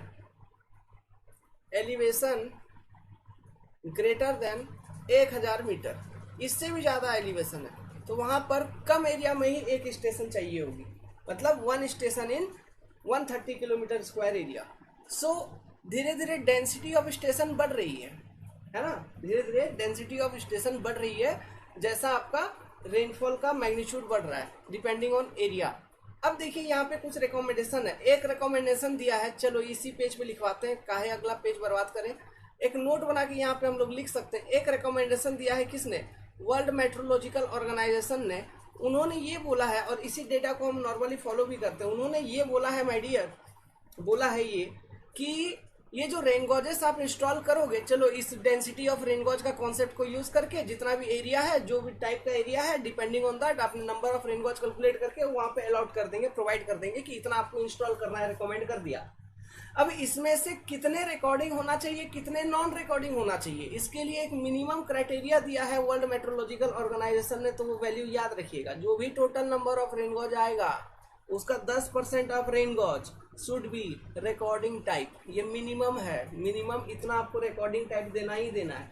मान लो कि कोई एक एरिया पे कैलकुलेशन किया कि 10 रेन गॉज टोटल वहां पे देने हैं, तो 10% एक, तो एक रेन गॉज आपका रिकॉर्डिंग टाइप भी होना चाहिए।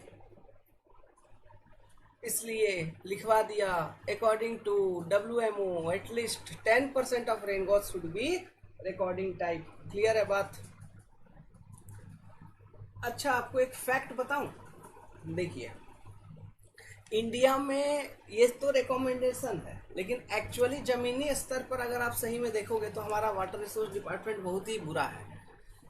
हमारे यहाँ ऑन एन एवरेज एक स्टेशन है आपका 610 या 620 किलोमीटर स्क्वायर एरिया पे, एक स्टेशन पूरा इंडिया का अगर बात करें। सबसे ज़्यादा मैक्सिमम डेंसिटी ऑफ रेनगॉज किसी देश के पास है तो वो है आपका इजराइल। इजराइल एक ऐसा देश है जहाँ पर उनका जो वाटर रिसोर्स डिपार्टमेंट है वो बहुत उम्दा तरीके से काम करता है। उन्होंने इतने अच्छे से रेनगॉज स्टेशन, रेनगॉज नेटवर्क को बिछा रखा है पूरे देश में कि मत पूछिए। 37 स्टेशन पर 1000 किलोमीटर स्क्वायर एरिया इजराइल के अंदर, समझ रहे हैं? इसलिए हमारे जो कंट्री हैं वो इजराइल के वाटर रिसोर्स डिपार्टमेंट के साथ बीच बीच में बहुत तरह के मेमोरेंडम साइन करते रहते हैं। ठीक है, ओके, यही बात है। उनका पूरे वर्ल्ड में, नॉट ओनली मतलब इजराइल, पूरे वर्ल्ड में सबसे ज़्यादा उन्हीं का है, इजराइल का। तो ये भी किसी किसी एग्जाम में क्वेश्चन पूछा है, ये जीके का पार्ट हो गया, ध्यान में रखिएगा। चलिए अब एक टॉपिक देखेंगे, मास curve. What is mass curve? तो देखो मास कर्व क्या होता है। मान लीजिए आपके पास कोई एक रेनगॉज है, ठीक है, रेनगॉज है, तो बरसात हो रही है, तो समय के साथ कितना पानी इस रेनगॉज में अकुमुलेट हो रहा है इसका आप मेजरमेंट तो ले ही रहे हो, है ना। तो समय के साथ कितना पानी अकुमुलेट हो रहा है, अगर इसी चीज को अगर हम प्लॉट कर देंगे ना, तो जो कर्व निकल के आएगी वो निकल के आएगी और हम मास कर्व। कहने का मतलब है आपको यहाँ पे क्या लिखना, मास ऑफ रेनफॉल, या फिर आप सिंपली ऐसे बोलिए रेनफॉल, कितना डेप्थ ऑफ रेनफॉल यहाँ पे कलेक्ट हो रहा है, ओनली रेनफॉल, है ना। कहने का मतलब है लेट्स सपोज आपने सुबह 8:30 बजे अपना रीडिंग वगैरह सब कुछ चालू करोगे, ठीक है। तो यहाँ पे अभी कुछ ऑब्जर्वेशन नहीं लिया, सब कुछ ऐसा 0 पे सेट कर दिया। मान लीजिए 10 बजे तक में 10 AM में, ठीक है, 10 AM में कुछ रेनफॉल यहाँ पे जमा हो गई होगी। तो कितना जमा हो गई, लेट्स सपोज यहाँ तक जमा हो गई, तो यहाँ से यहाँ तक इस तरह से कर्व के माध्यम से कनेक्ट कर देंगे। फिर 10 AM में बरसात हो गई बंद, मान लो 10 AM के बाद बरसात हो गई बंद, तो मान लीजिए बरसात बंद थी आपकी 1 AM तक, या फिर 13 बजे तक, ठीक है, 13 तक, मतलब 1 बजे तक बरसात थी बंद। तो ये जो मास कर्व है इसमें कोई मतलब रेनगॉज में कोई भी पानी जमा हुआ होगा क्या? नहीं। तो मास कर्व फ्लैट होगी इस रीजन में, फ्लैट, समझ में आ रहा है? फ्लैट होगी मास कर्व इस समय में।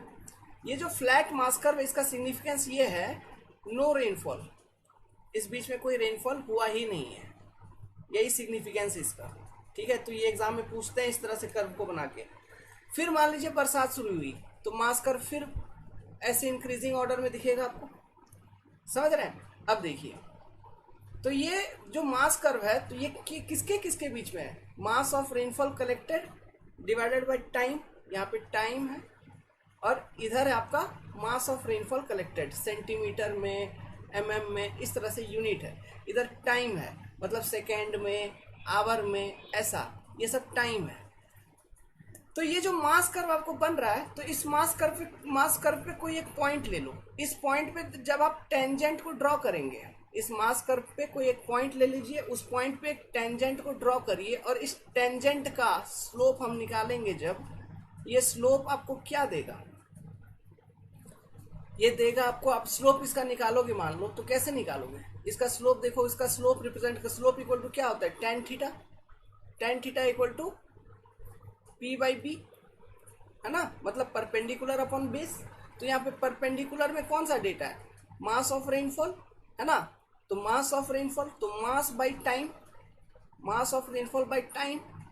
ठीक है, तो ये क्या दे रहा है, मतलब इंटेंसिटी ऑफ रेनफॉल। समझ गए आप, it is giving you intensity of rainfall. तो यहाँ से बहुत सारे ऑब्जेक्टिव पॉइंट क्लियर हो गए आपसे। ये सब क्वेश्चन एग्जाम में पूछे गए। ठीक है, कि मास कर्व क्या होता है, plot between mass of rainfall accumulated by time. Slope of mass curve क्या रिप्रेजेंट करता है, intensity of rainfall. Mass curve का इस तरह से फ्लैट हो जाने का मतलब क्या है, कि उस एरिया में कभी, मतलब उस समय के अंतराल में रेनफॉल हुई नहीं थी। क्लियर है, this is your mass curve. Okay, इसी के साथ आज का इस क्लास को हम खत्म करते हैं, और आगे नेक्स्ट क्लास आपको मिल जाएगा। आप लोग कमेंट करिएगा, बताइएगा कि आपको क्लास कैसे लगी, चीज़ें समझ में आ रही हैं कि नहीं आ रही हैं। ठीक है, तो जहाँ पर भी आप पढ़ रहे हैं, अगर मान लीजिए आपको हमसे संपर्क करना है, डाउट आपको कुछ पूछना है, तो चलिए, हम अपना नंबर अभी तो नहीं दे सकते। ठीक है, जहाँ पर भी आप पढ़ाई कर रहे हैं आप उनसे डाउट पूछ सकते हैं, या फिर वो आप उनको बोलिए, तो वो रिक्वेस्ट करिए, तो वो आपको अगर हमारा नंबर देंगे तो आप बात कर सकते हैं। ठीक है, चलिए भाई, गुड लक, पढ़ो आराम।